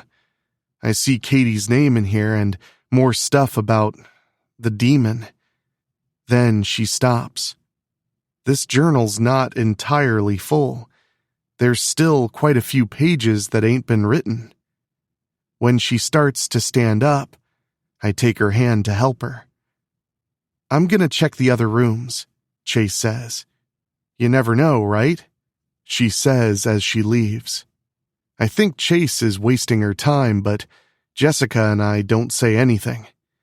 Then we look at each other and realize we're holding hands. She laughs a little and smiles devilishly, and even though Jessica Branlake's a good head taller than me, and a college senior. No way! She puts her free hand on the side of my face and plants one right on me. I kissed a few girls before, but none of them compare to Jessica. Then I practically choke when she slips me her tongue. At first I start to back off, but remember that I'm kissing a hot girl, technically an older woman, and we just met. Things like this just don't happen to me. I mean, I tried asking Aileen Donnerly out before, but she swatted me down every time. Now Jessica Branlake's making out with me? One thing I'd learn later is Jessica is a wild woman who lives spontaneously, to say the least. A real thrill seeker.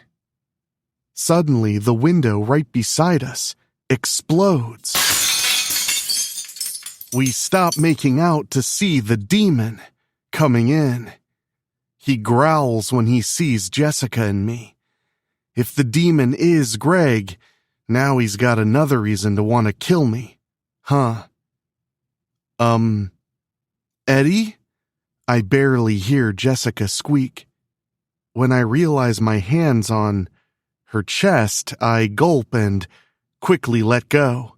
Guess I got here in time to see you getting lucky, Peewee.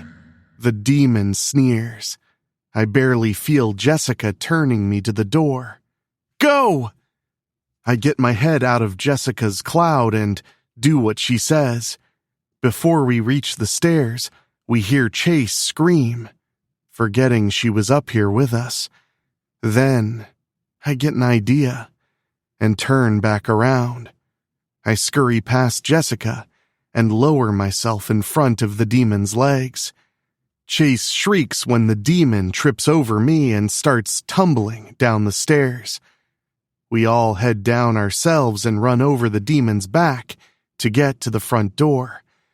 Jessica unlocks the door and throws it open. Come on! When we're all out, she pulls the door shut, but when we make it to her car, the demon destroys the front door and comes out. Jessica shrieks and dives through the open passenger side window.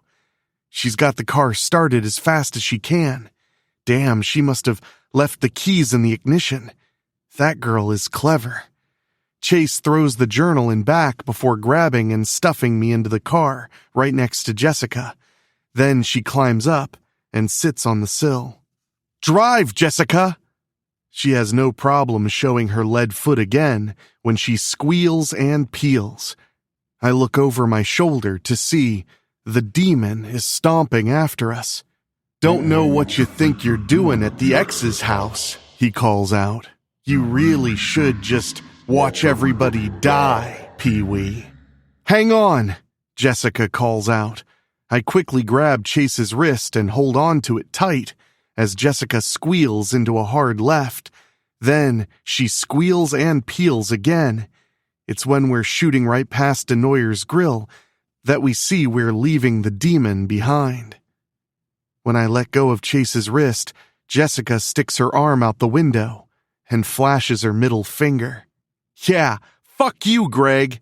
Kiss my poochie." Chase pulls herself in the car. "What did you just say?" Jessica growls. "Greg and I never got along growing up. You wouldn't believe how many times we'd fight. Dad yelled at me one day for telling Greg to kiss my ass, so I started telling him to kiss my poochie." Chase laughs a little. Then she gives me a sly look. "And look at you, little Peewee, making time with Jessica like that. Yeah, I saw you. Good for you. Now make yourself useful and grab that journal out of the back, will ya?" I hand it to Chase. Before long, we get back to Camp Redfeather. I'm about to go back to the football side of the camp, but Jessica grabs my shoulder. "Hey now, we ain't done yet. Don't you want to know what Chase found?" I point past them. "But that's the cheerleader camp." "And?" Chase replies. "You think you're the first guy who came to our part of town? Don't worry. Jessica and I say it's all right."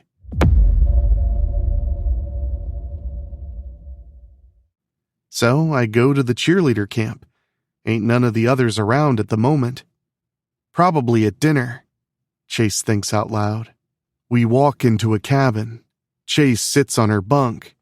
Jessica and I sit across from her. And I'd be lying if I wasn't dying to know what's in this journal. "There's some juicy goodness in here," Chase quickly says. "But what I want to show you," she opens up to the last page and hands it to Jessica. She holds the journal to where we can both read it. I can already tell it's not written by Greg.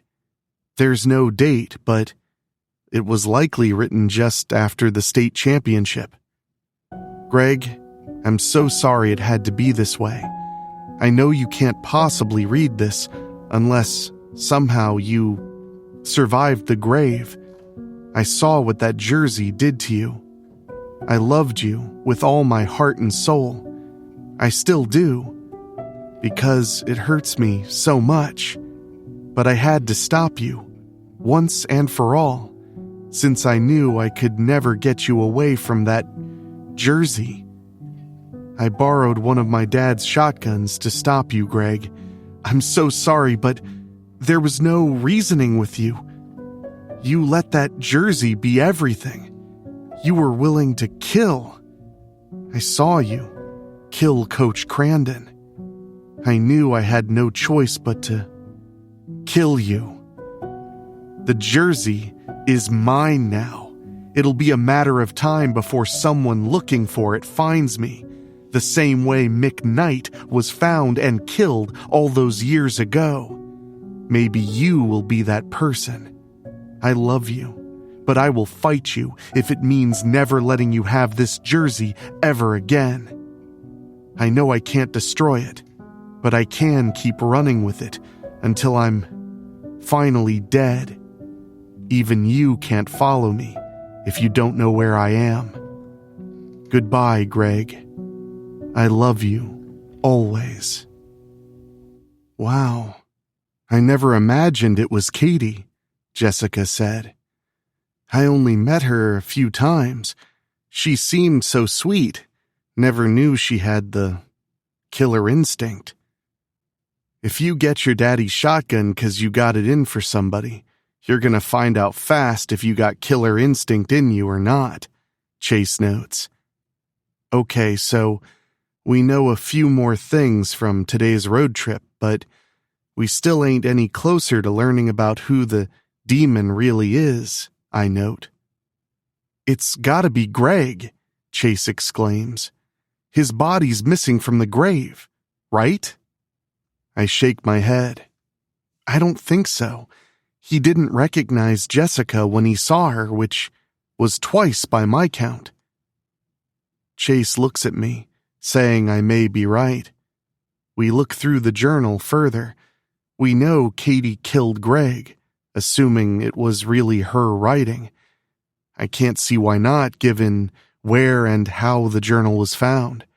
At this point, we still have to watch our backs and sleep with one eye open, knowing the demon can appear whenever and wherever. The scrimmage. For the next week, the demon doesn't appear. Practices resume and go on as normal. Even Coach Mercer's riding us again when we mess up. The cheerleaders are doing their thing at their part of the camp. Speaking of, Jessica and I have been getting closer. It still surprises me she'd want to be with a little guy like me. She really surprised me when we went camping on our own last night. Not only did I get to see Jessica fully uncensored, she took my cherry. It sure was nice waking up with her this morning. I hate that Coach Mercer's giving the others a hard time for not catching me during practice, but I'm just elevated right now. I'm still elevated when our team's divided for a scrimmage we're playing for anybody who wants to come and watch. This game lets Coach Mercer see where he needs to work more with us.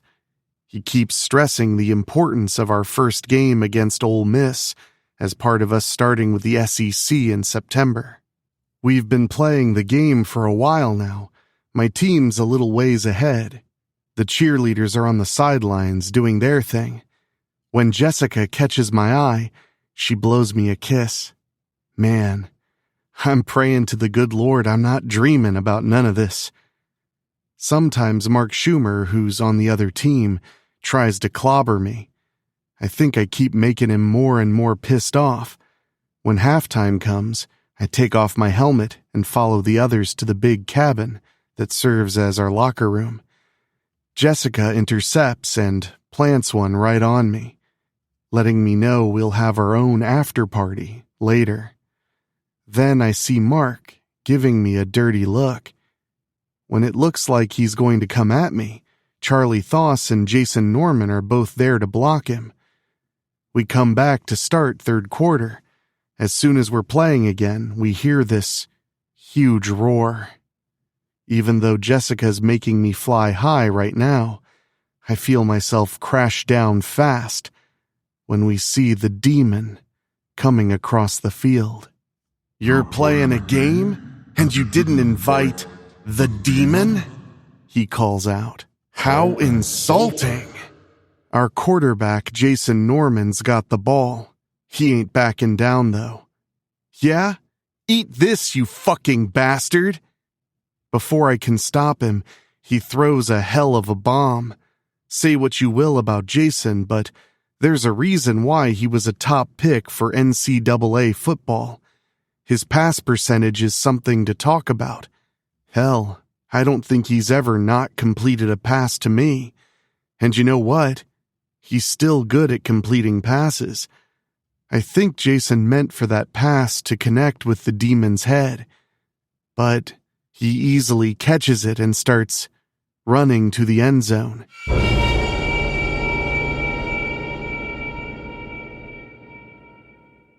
You'd have thought the other guys would take the hint and run for their lives, but they're mad as hell, and they take off running after the demon. Even Big Charlie Thoss has got a settle to score with him. I'm not liking where this is going. I just barely hear Chase and Jessica yelling for them to stop. "You people are crazy," she finishes. "He'll kill you all."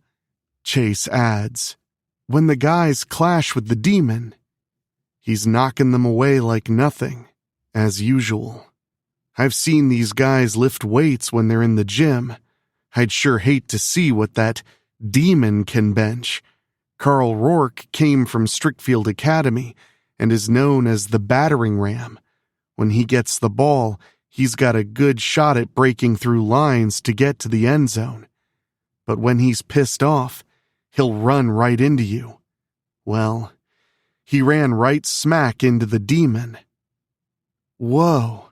I can't believe Carl actually stopped the demon right in his tracks. Carl staggers at the same time. The demon roars and slams the palm of his hand right into Carl's chest. Nothing but screams when Carl's upper body goes flying down the field, and the lower body is still standing on its legs.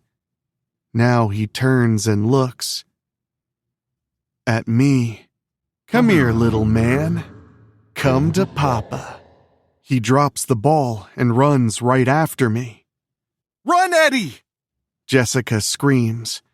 A few seconds later, Chase adds, "Wait for me!" "You three want to be together, huh? Fine with me. I'll make sure all of you fit in one coffin, all nice and cozy. The girls can run, but they're not anywhere near as fast as me." "We gotta split up," Chase suggests. "He can't chase all of us at the same time." We take her advice. I was hoping the demon would keep following me. Boy, was I wrong. The demon chases Jessica into one of the buildings, serving as the equipment room. I don't think twice and run after him. Yeah, you know I'm scared as hell. You know I just want to grab a car and get away from this camp. I still feel pretty bad trying to run away before, but damn it, I can't give up on Jessica. I feel my legs going rubbery, and I hear some banging around inside. Then I hear Jessica screaming. I slap my face hard to make myself suck it up and go in. I find the demon's got Jessica backed up against some lockers.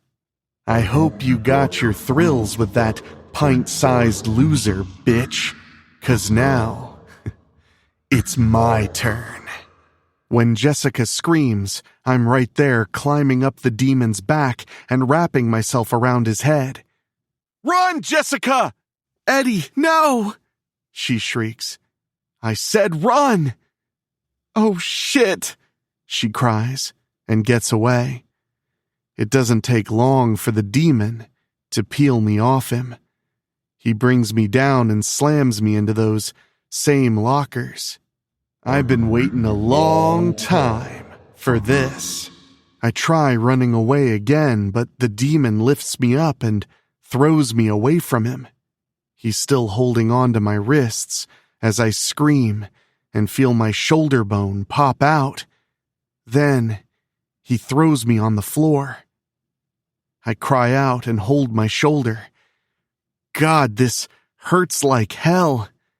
I think he pulled it out of its socket. "This is it, Pee-wee."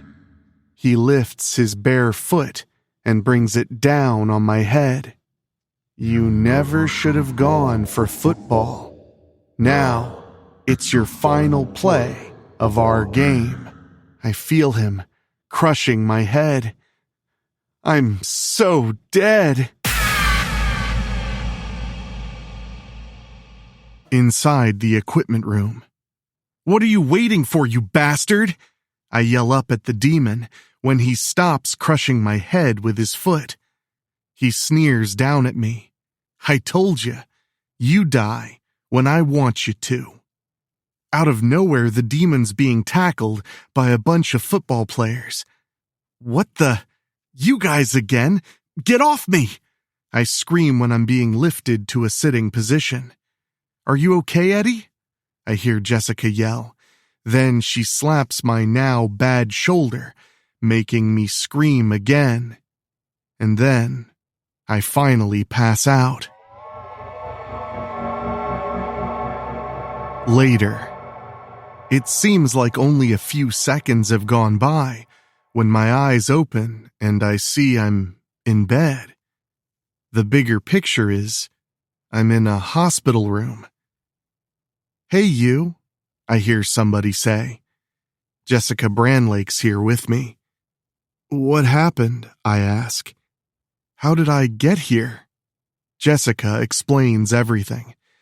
The guys kept the demon down long enough for her to lift me up in a fireman's carry on her shoulders and get me here to Ridgeway Heights Hospital.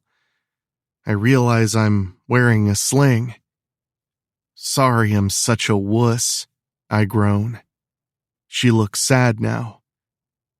Yeah, I'm awful sorry I hurt you. I didn't know about your shoulder. She takes my good hand. And it wasn't a wuss who saved me back at the camp when the demon had me cornered. She gives me that devilish smile. You're my hero, little guy. She comes in and kisses me again. It ain't long before we're rudely interrupted. At least you're finally awake, the doctor says. I'll be back, Jessica tells me and leaves. I look at the doc. Just give it to me straight. He nods and says my shoulder's back in place and it'll be okay. I'll keep you here for observation at least tonight. As for bad news, you'll be missing football practices for a while. You might even miss the first few games of your regular season. But who knows? Maybe you'll play sooner if you heal up okay and respond well to physical therapy. After we finish talking, the doctor leaves and Jessica comes back in. She says my parents were here but couldn't stay. They're coming back in the morning. I just called your mom and told her you're awake. She gave me her cell number earlier. Then I sit up fast. Bad move. After clenching my teeth from the pain in my shoulder, I ask her, Are the others okay? They're fine, she promises. That Charlie Thoss guy said the demon threw everybody off and escaped. He didn't kill anybody this time. I groan. But what about next time? You know he'll be back. She shakes her head. If he wants to get to you, he's got to go through me first. I give her a weird look. Ain't the man supposed to protect his woman? Jessica laughs. Oh, you just stop. We're in this together. She sits down beside me.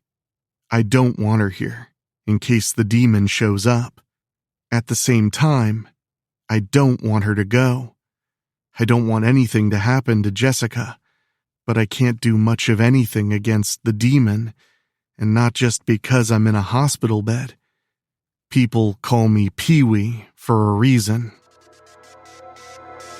The next day, I didn't want to go home because my teammates risked their asses for me so many times. They didn't have to, but they keep reminding me we're a team. That just made it hurt more, remembering when I tried to run out on them. I couldn't run out on Jessica. There's growing feelings between me and her in this short time we've known each other. We've both saved each other's lives. Then there's us working together to try and solve this thing with the demon. I know he'll never stop coming for me, so it's either him or me now. Long story short, my parents let me return to Camp Red Feather as long as I didn't get involved with practice physically. I'll still be at practices, but as Coach Mercer's temporary assistant. Once I'm cleared to return to practice, then I'm getting back in the game. Now it's my first day as temporary assistant coach. It's been windy for much of the day, probably going to be a storm blowing in later on. As coach calls for the guys to work on another play, the wind picks up more. When Jason Norman calls for the snap, the wind gets much worse. Now clouds move across the sky real fast, and suddenly, everything is as dark as night. What the hell? I cry out when I'm suddenly right in the middle of a football game. I have my helmet and uniform on, and no, I'm back at Strickfield Academy. People are in the stands on both sides. The lights and scoreboard are shining bright. I don't even bother checking the score and look downfield to see Greg Branlake at the other end as the demon. There's nowhere for you to run, Peewee Richter. This is a special round. It's just you and me now. He throws the football to me, and I easily catch it. You get one shot, little man. You just have to put that ball in the end zone. Do that, you live. You don't. Those glowing red eyes still give me the heebie-jeebies. The demon's waiting. I gulp and know I can't run to the turnstiles. Where I am, there ain't any. In fact, there's no way to leave this stadium. I have to go through Greg. Time to suck it up and show the demon I can still beat him. I'm Peewee Richter. I remember hearing one of our cheerleaders, Bella Tabon, say I was one fast little fucker. Time to make good on her compliment. With every bit of determination I can muster up, I run right at Greg. That's it. Come to me, little man. As I get closer and closer to the demon, I finally get it. Branlake is just like me without that 00 jersey. He got that from Tinker's store. Without it. Just without the jersey. When I reach Greg, I make like a baseball player and slide through his legs. Then I spring back up and bolt for the end zone. It won't be that easy. I'm the demon. This is my football field. You ain't beating me ever again. As I'm almost to the end zone, it seems to just move farther away from me. All of a sudden, I'm being lifted off the AstroTurf and slammed back down to it, hard. Go ahead and kill me, Greg, I yell, not afraid of him anymore. We both know you ain't nothing without that jersey. Nothing. Greg screams and brings a clawed hand up. Even through all this, I still ain't afraid of him. Then, the hand comes down, fast. I sit up and see I'm in the cabin Jessica and I sneak off to so we can sleep together. Eddie? Jessica sits up fast. You okay? I'm so glad to see Jessica that I grab her and hold her close. She squeezes me back. I know how to beat him, I tell her. The demon? She asks. Yeah. Why didn't we think of it sooner? We come apart and she takes my hands in hers. I'm all ears. Without that 00 jersey, the demon's just a person, real flesh and blood. I point outside. You said the guys managed to pile on top of him, right? If they can do it again, they can pull that jersey off him and make him human. Then we'll know who he really is. Jessica's eyes are wide open now. Jesus, you're right. It was really that simple all along. She gets out of bed. Come on, we gotta tell the others right now. I give her a sheepish look. You maybe want to get dressed first? Now she's got the sheepish look. Oopsies. After we get dressed, we go wake everybody up to share my discovery. Jessica and I have been trying to look for things that don't sit well. We've been at our respective practices. Jessica hasn't seen anything out of the ordinary at the cheerleader camp. When it comes to the football side of things, there's been some dissension. The demon's been on a dry spell and hasn't been showing up lately. We've been having nightly events and even gone swimming some afternoons. Prime times for the demon to show up and kill more of us. For the record, I'm not in so much pain now. Well, maybe a little after some of my physical therapy sessions. Coach Mercer's been trying to get my backup trained, but he ain't following plays very well. He's fast, but nowhere near as fast as me. The other guys give him a hard time over it, but that's not the dissension I'm talking about here. People have noticed Mark Schumer's been missing practices. When Charlie Thoss joked about him being with some girl, Mark quickly got in his face. Now, Charlie likes messing with people, but he didn't strike raw nerves, not on purpose. Today, Mark acted like he did. It looks like the two of them are going to fight. Big as Mark is, I ain't sure he could take Charlie. But Charlie's hopping mad and demanding to know why Mark is missing practices. He even reminds Mark about how he was always on my case when I would be late. Mark says it's none of Charlie's damn business. Coach Mercer appears and says it's his damn business for sure. And right out of the blue, Alexis Benson, an alternate cheerleader who got promoted to the starting lineup, makes her way over and greets everybody. She goes straight to Mark. Hey baby, sorry if I'm making you late for practices. Boy, do jaws ever drop and fast. If Mark and Alexis are seeing each other, they weren't kissing and telling. Until now. If that is the case, Mark's right about it being none of our damn business.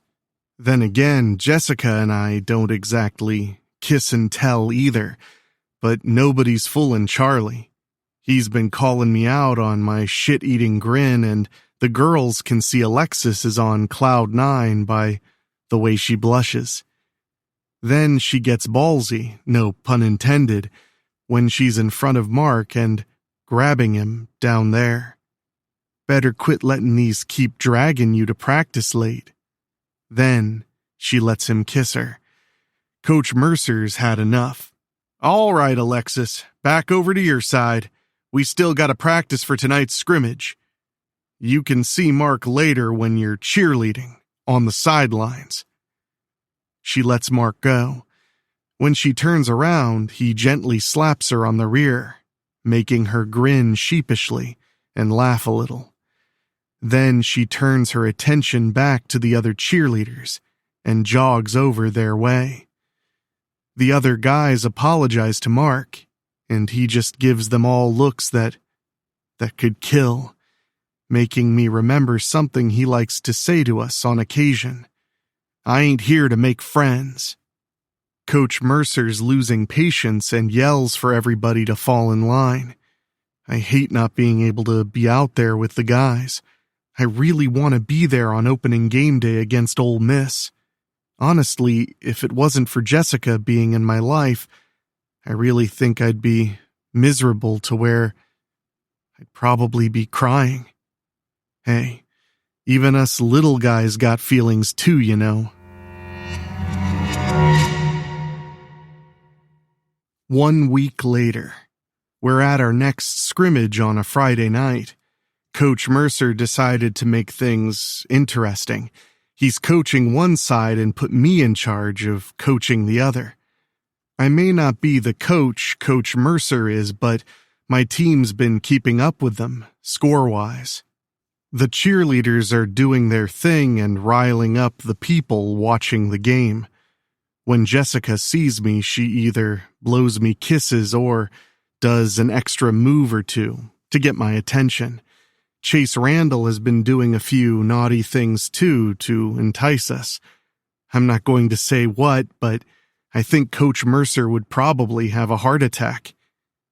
He does finally catch her when she pulls up her uniform top and gets the guys whooping and hollering. "Get off the field, Chase!" he yells, pointing right at her. "Right now! You are done here!" Chase covers herself back up and is still all smiles when she trots off the field and out of sight. When the coach yells, everybody's getting their minds back in the game, and fast. It ain't till the third quarter when the demon finally returns. It's been nearly 3 weeks, but he's back. There's no mistaking those glowing eyes and that 00 on both sides of the jersey, not to mention the name Demon on the back. Honestly, I've been wondering if anybody in our group might be the demon, but now I see everybody's here. Even Mark Schumer's on the field. Heck, he's on my team. When I don't see Coach Mercer around, I start suspecting maybe it's him. But that idea is shot down when he appears and yells for everybody to get off the field. The cheerleaders have already scattered. The demon slowly approaches us. Another scrimmage?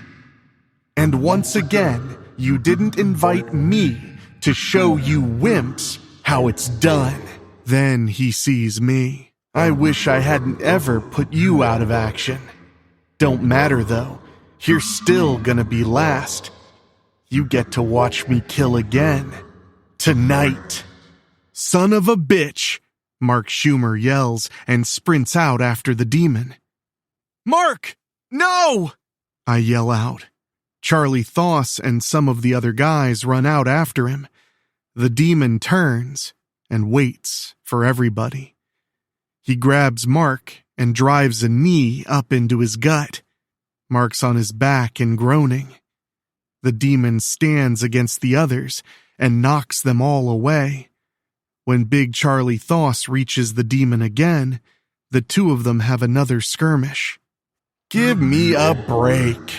The demon groans and throws Charlie aside with one hand. Then he grabs hold of Mark. "Time to show you ain't so tough.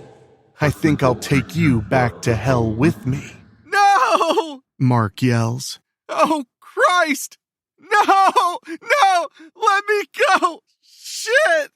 The others try again to save him. Call me stubborn, but I drop my clipboard and run right after the demon. I don't care if my shoulder's bad or not. Pee-wee. It ain't time yet," the demon teases. He shows a new play by lowering himself to one knee and actually ripping a big chunk of the ground out near the woods. Then he throws it my way. I hit the deck fast and let that big dirt ball fly right over me. When I get back up, the demon's leaving the field and going back into the woods again, taking Mark with him. I try running after them, but my shoulder starts flaring up bad, stopping me dead in my tracks. Then I feel Jessica's right there. "You okay?" she asks. She's looking me over. "You look okay."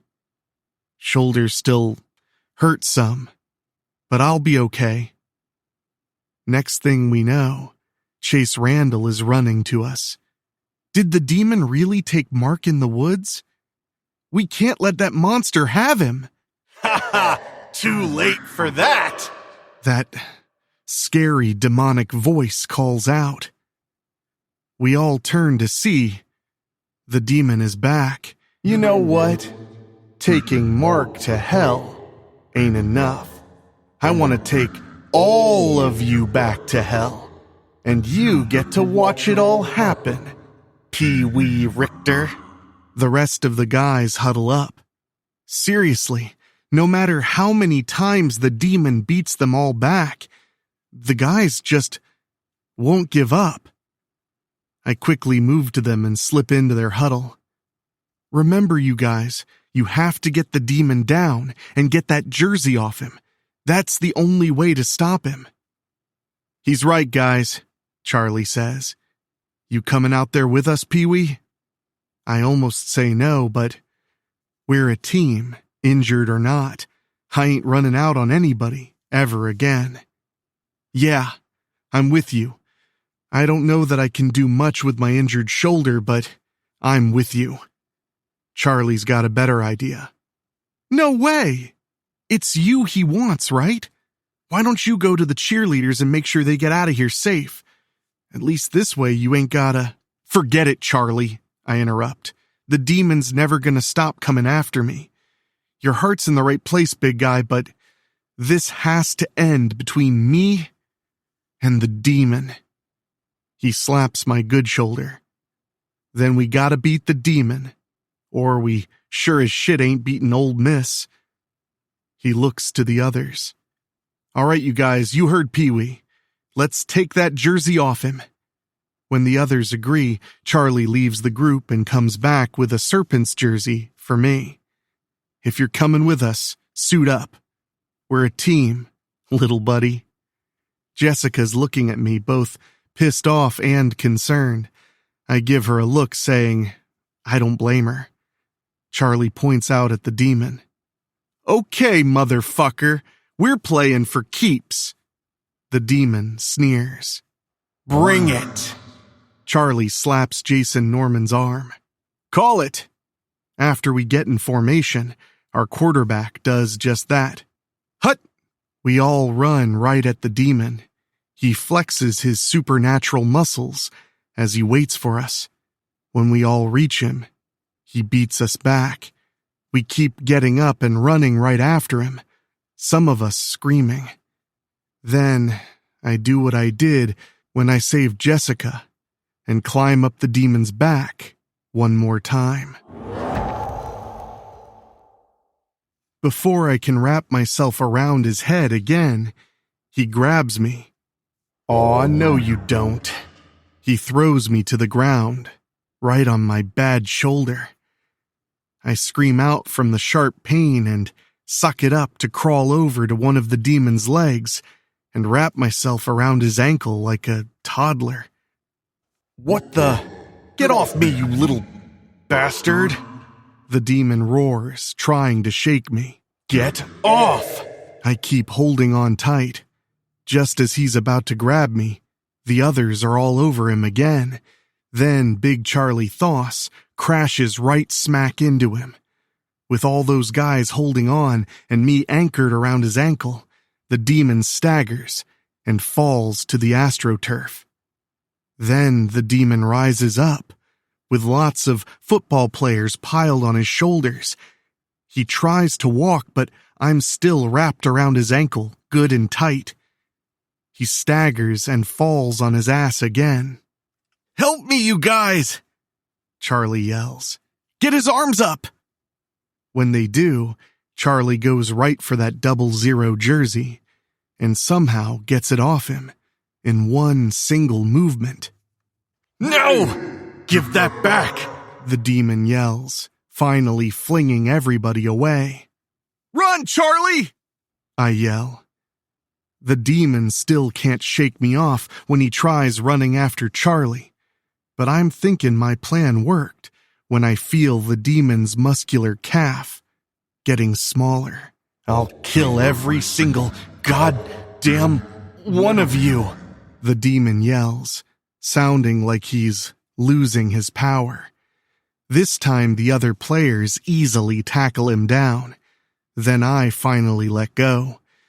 When the rest of us get off him, we finally see who the demon really is.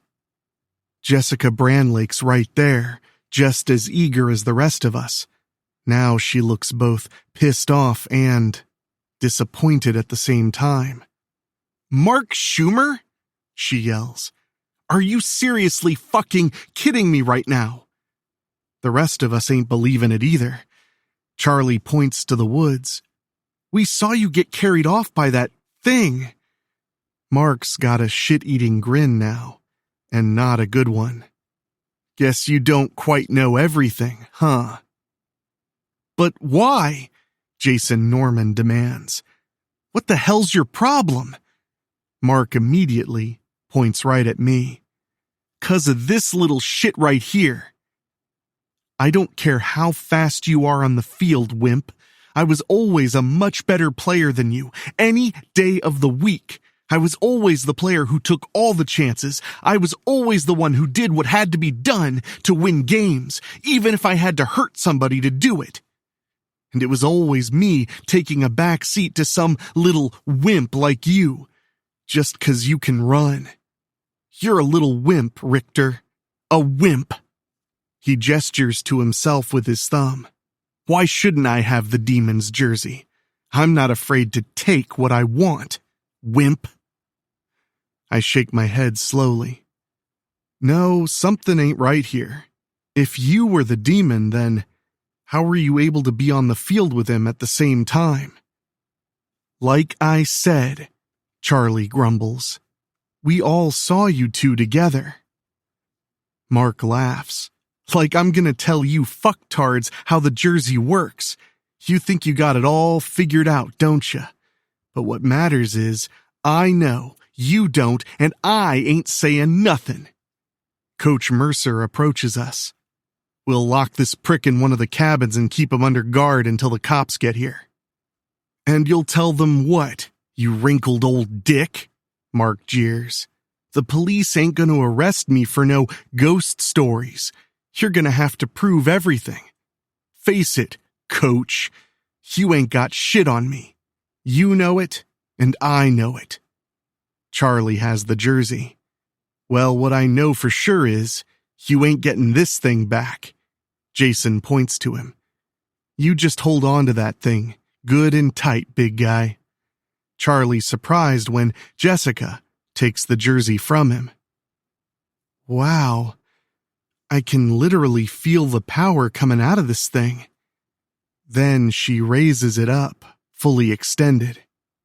So much power. No wonder Greg wanted it so bad. And now, it's in my hands. Now I'm wondering if I may have seriously misjudged Jessica. "Oh no! Stop her, guys! Don't let her put that on!"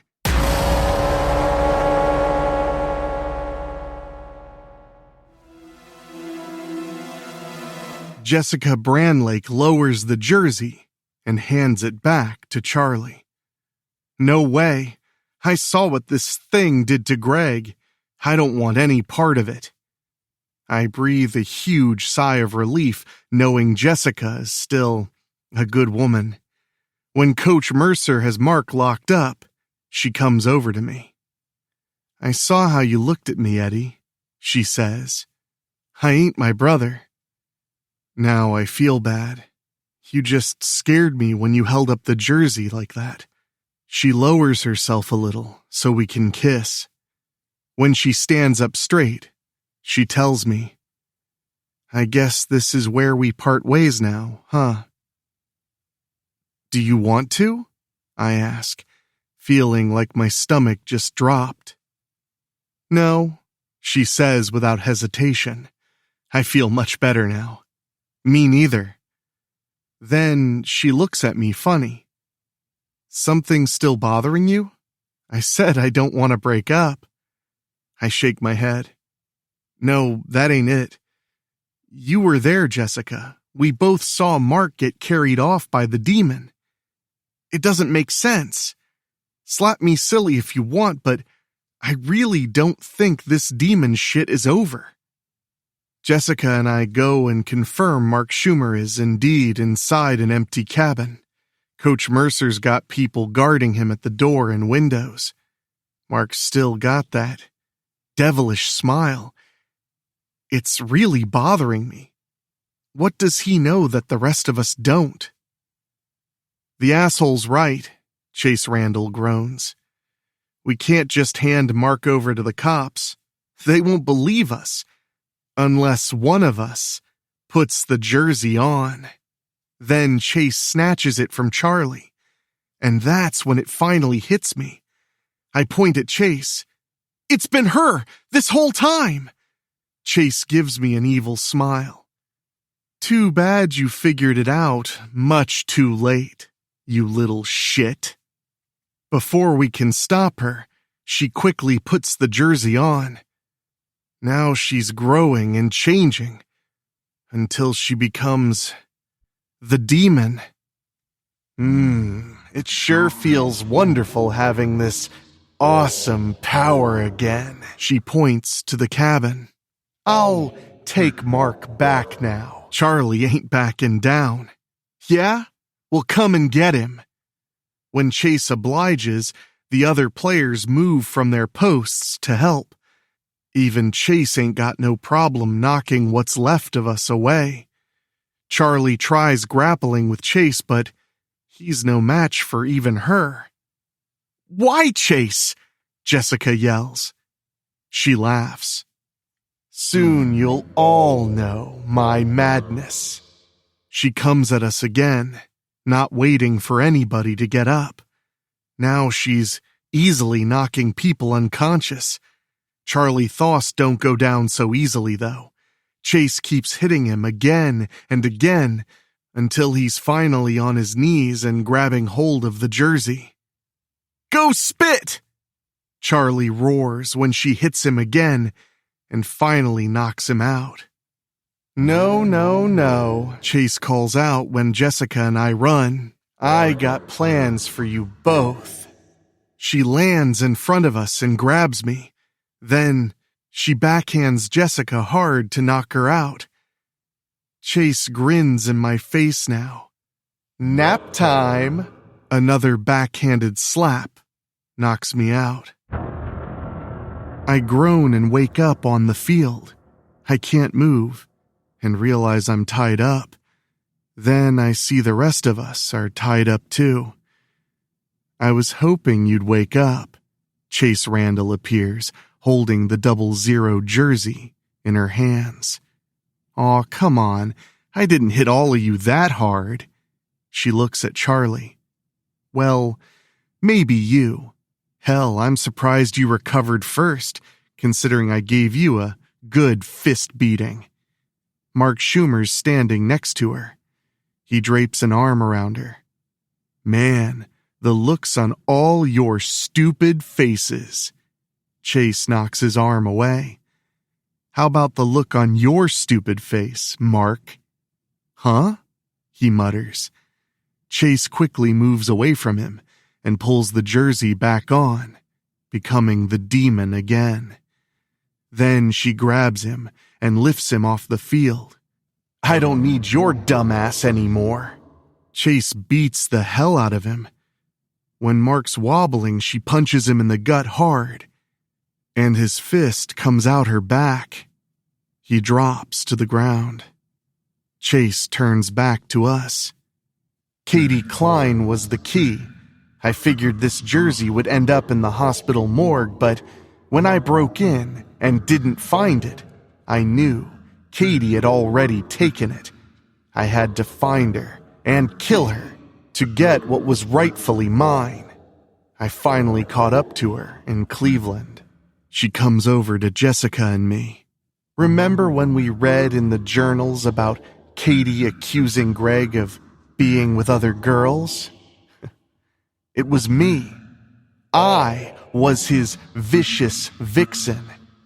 Greg and I would do absolutely anything for each other. Even kill. You see, it's always been about Greg and me. Chase removes the jersey and turns back to normal again. Katie took Greg from me. She's really excited now as she turns her gaze to just Jessica and me. Tonight, I am going to restore Greg. Jessica's pissed. You dug up Greg's body? She laughs coldly. Bingo! And tonight also means there's gonna be a little family reunion between you two. Now Chase looks at me. But you need to be scared, you little shit. You stole the state championship from Greg last fall. Then that bitch killed him. She points to this big lump on the turf covered by what looks like a big tarp. Yes, that's Greg's body. Dug him up myself. Chase holds up the jersey. Once I put this on, he'll be fully restored. I could have done it earlier, but I wanted all of you here to witness it, especially you two. The demon began with Mick Knight.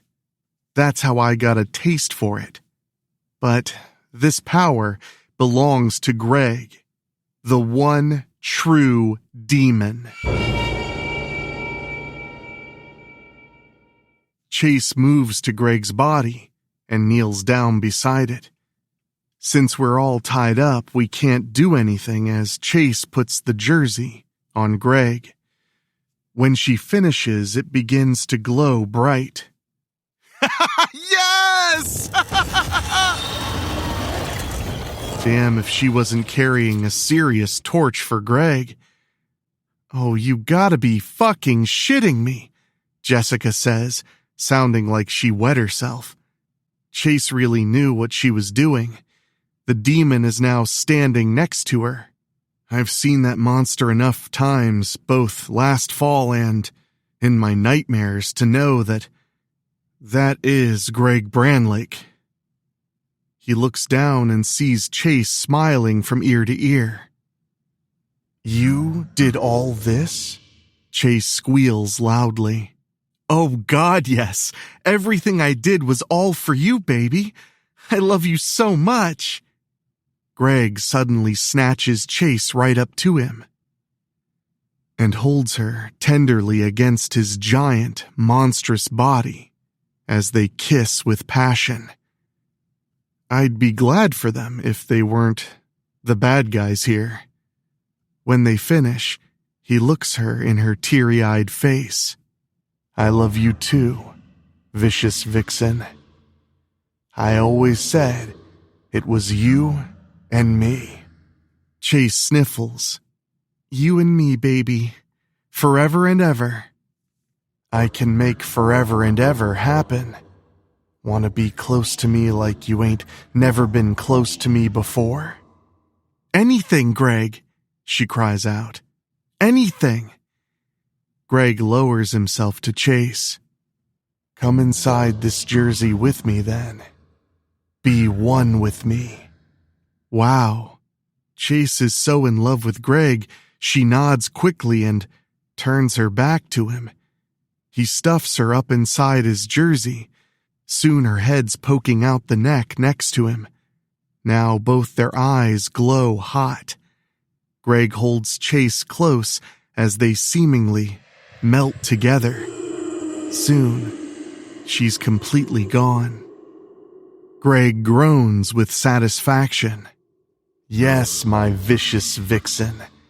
Now, you're one with me. Nobody can stop us now. He looks much bigger and stronger and meaner. Yeah, Greg and Chase are one all right. This combo demon looks at me specifically, then comes and breaks our ropes. Oh no.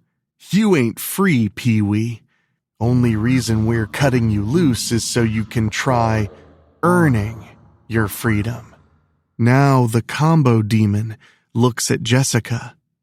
Really, sis? Peewee Richter? Boy, who you won't spread your legs for. You could do way better. Kiss my poochie, Greg, she yells, showing nothing has changed in their sibling rivalry. The combo demon points at me. We're gonna play another football game, Pee-wee. That's why none of you are dead yet.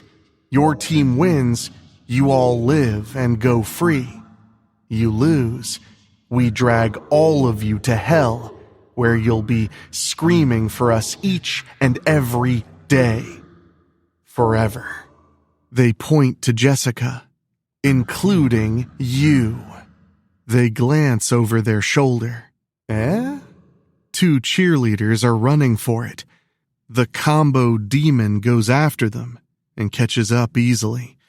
Then knocks their heads together. When one girl falls on her butt, the demon literally tears the girl still standing apart, limb from limb. We all groan at how painful that must have been. Then the combo demon grabs the ankles of the other girl and make a wish. The other girl makes a shrill scream as they quickly pull her legs apart, farther and farther than they were ever meant to go. When they release, she staggers to her knees. She's bleeding out fast and her insides drop to the turf. The demon literally split her at the crotch. Then she falls onto her side and dies.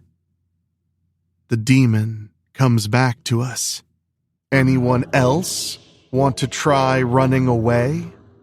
When we ain't moving, they sneer again. We didn't think so. They point out to the field. Move your asses. We got a final game to play. This is where we settle the score, Pee-wee. The other guys are looking my way. I can't tell if they're blaming me for the fix we're all in or what. Then Charlie Thoss puts a hand on my good shoulder. We're still a team, Squirt, he rumbles. And we're playing that first SEC game against Ole Miss. You hear me? I nod quickly. Even though the combo demon's a bigger threat than Charlie, I'm not gonna disagree with him. Before we take the field, the combo demon points to Jessica. You are playing too, sis. Why don't you show everybody how much you like that wimp Richter and help him out? Jessica tightens her fists and jaw.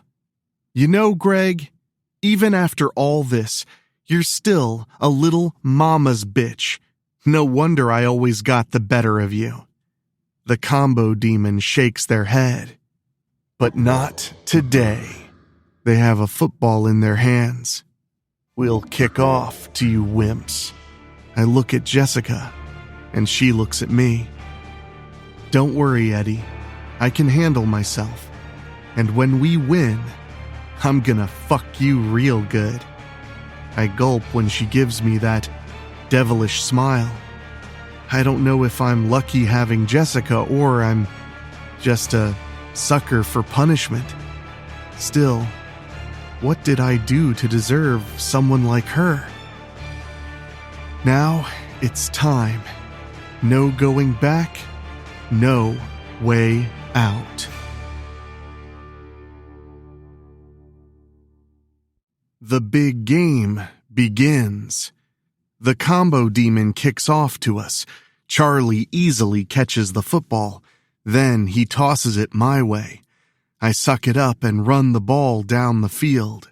When the combo demon tries tackling me, I do what I did the first time we played during the battle for Strickfield last fall. I leap up high and let the combo demon slide right underneath me. When I land, I head right into the end zone. The other guys are cheering behind me. Suddenly, the scoreboard comes to life on its own, but the score is 7-0. No extra points, 2-point conversions, or field goals. It's 7 per score, period. And no penalties. The combo demon and I stare each other down as I return to the others with the ball. Only now we've got a new problem. We ain't got no kicker, you guys, Jessica groans. Oh, Jesus Christ, give me that goddamn ball. Jessica is still fuming when she cries out and kicks the hell out of that pigskin. The combo demon moves back and catches the ball. Then they start running our way as we head out to meet them. You guys heard Greg, Jessica yells. He said no penalties. Kick his ass. Charlie heard my woman loud and clear and hits the combo demon hard with a shoulder tackle that would have cost us 15 yards easily and possibly got him kicked out of the game. The combo demon's on their butt, but they get back up and fast, still holding the ball. Normally Greg would be down, but no penalties means exactly that. The combo demon knocks Charlie aside and runs at us again. The rest of us move to attack. Then I feel someone's foot on my back, as if running. Jessica, no! I call out. But she's mad as hell when she throws herself right into the combo demon, taking them down to the AstroTurf. With the ball loose, Jessica snatches it up and runs it in. She turns to face them, throwing the ball down hard. Then she raises both of her middle fingers and shouts things a grown-ass woman like her shouldn't be saying. Jason Norman slaps my good shoulder. She ain't your girlfriend, Peewee. You are her boyfriend. I give him that look saying, he ain't wrong. The scoreboard changes to 14-0. But it doesn't take long for the combo demon to get back into the game after Jessica kicks off again. We all fight like hell to keep them out of the end zone, but they just plow right over us both times to tie the score at 14. The combo demon's making us work hard as hell to keep up with every score they make. We're all getting dog-tired, but we can't quit.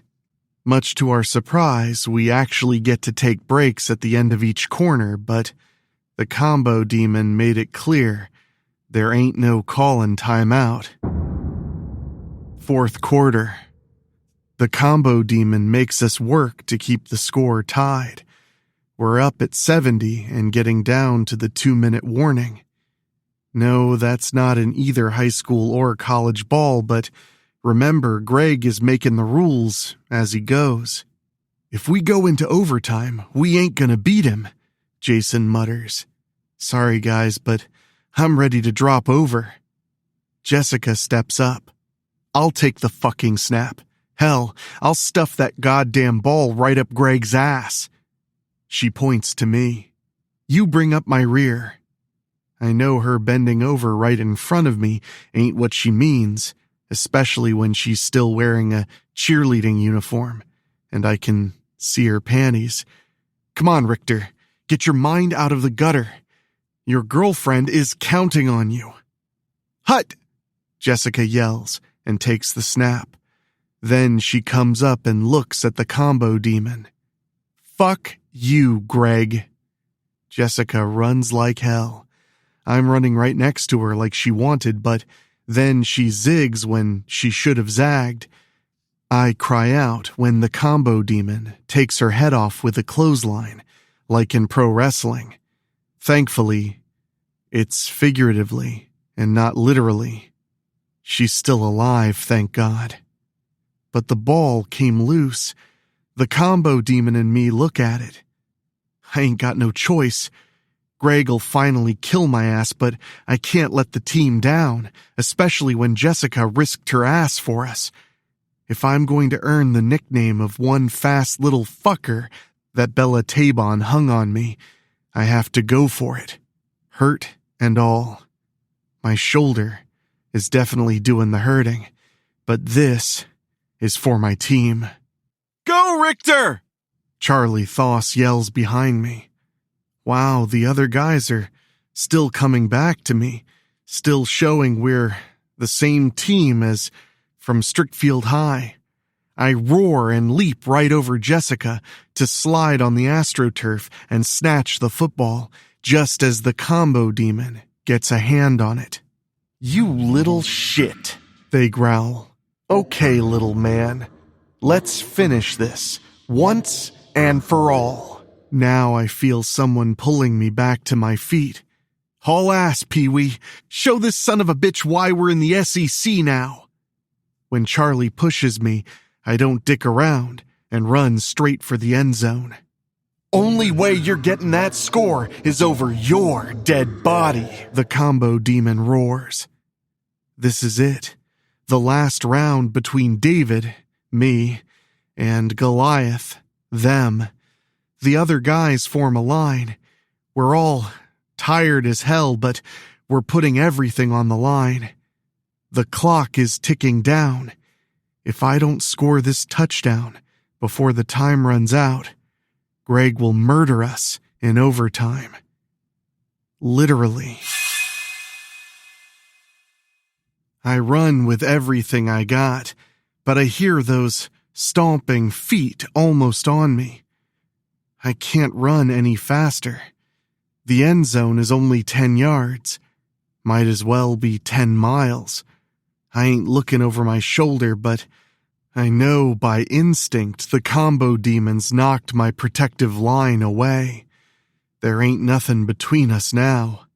And then I'm picked up right off the AstroTurf, right on the 1 yard line. Got you.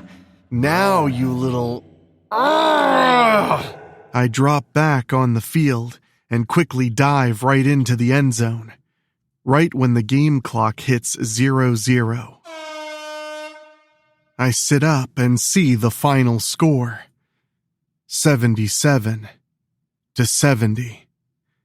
And then I see Jessica? Her cheerleader jersey's practically torn to shreds, and her hair is all wild-looking. To put it mildly, she looks like one pissed-off she-cat right about now. She had really taken the no-penalties rule all the way. I mean, she literally took her rivalry with Greg to a whole new level. The combo demons on their side and holding their groin. How's that for a final play, you fucker? Jessica sneers, rubbing his face in it. Guess you lose again. She comes to me and kneels down. She gets my helmet off and plants one right on me. Not even thinking, I bring my hand up. When I feel I'm touching Jessica's bra, I try to let go, but she won't let me. When we stop kissing, she smiles. You can touch me all you want, hun, she says, especially since you're moving in with me. And I practically faint. Yes, ma'am. As we get back on our feet, so is the combo demon. Now you made this personal, sis. We don't care about the wimp no more. Let's finish this now. And one more time, our team comes together. The combo demon will wipe the field with all of us, since we're all totally beat. Sure, Greg. Then Jessica laughs. But let me ask you something. Didn't you think about it at all? Why did I always kick your ass growing up? Why did I always show you I was your big sis? Then she turns and goes to the goalpost. Now us guys are all gasping. Recognize this? Jessica reveals her devilish smile. It's the same shotgun that killed your ass that night at the state championship. Katie gave it to me, just in case. Never thought I'd be needing it, but when our parents told me the demon was back, I had every intention of blowing your goddamn head clean off. Same as Katie did. Oh, you're gonna blow my... The second that headless combo demon falls, we move to get that jersey off them fast. Almost immediately, they separate back into 2 headless corpses. And, Greg, the reason Big Sis always kicked your ass, Jessica's still smiling her devilish smile, is 'cause you talk way too goddamn much. That and you don't use your noggin. Now, you ain't got no noggin. And since Mom and Dad ain't here, you can just kiss my ass. We're all looking at her as she sighs and rolls her eyes. Aw, give me a break, will ya? Greg said no penalties, right? Knowing she was right, we didn't give her any more sass about it. And that was the end of that second game from hell. Regular season. The doctors examined me and said my shoulder injury was all healed up. Honestly, when I was holding on to that 00 jersey, it felt like some kind of energy was going through me. I just know my shoulder felt much better. Those of us who survived that Summer of the Demon, as we're calling it, made it to our first game in the SEC. Even Coach Mercer was there to coach us against Ole Miss. What's more, we were hosting them on our new AstroTurf. The SEC brand is on it, along with our new Serpents logo. We lost the toss, so our new kicker sent that ball flying right down Ole Miss. Yup, Jessica both transferred from Ohio State to Strickfield U and traded her shredded cheerleading outfit in for a football uniform. Anyway, we played our asses off against Ole Miss. Unfortunately, we lost. Ole Miss didn't have much to brag about since they only held us to 1 point for a final score of 28-27. One of our kickers missed an extra point try in the second quarter, not Jessica. I was still the hero of our team since I scored 3 of our touchdowns. Jason Norman, our quarterback, ran one in. I know there's room for improvement being in this tough new conference, but Coach Mercer is going to get us there. In fact, we beat Mizzou the following week. We're going to be just fine in the SEC. As for that 00 jersey, Jessica took it and hid it where only she knows. I won't even let her tell me. Katie Klein tried hiding it, but it still found its way into the wrong hands with Chase Randall. I'm still worried it'll find its way into the wrong hands again, but Jessica keeps assuring me nobody is going to find it. Even Coach Mercer's in our circle of secrecy regarding the jersey. If anything, he's thankful we survived the Summer of the Demon. Jessica and I are living together now, just like she said we would. That woman's still keeping me honest, let me tell you. My parents just love her to death. They don't even care that she's an older woman. As for her parents, they can't believe I'm seeing their daughter, but I haven't been tasered by Mr. Branlake again, so I guess we're good there. I haven't had any more nightmares either. Not about the demon. Not since we beat Greg and Chase.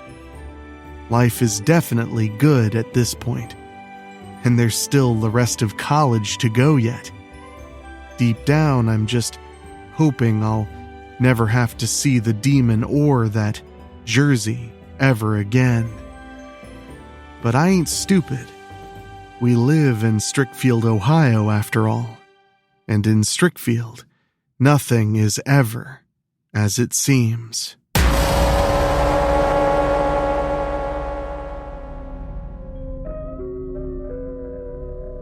And that was our summer mini-series plus the prequel Friday Night Frights, right here on Weekly Spooky.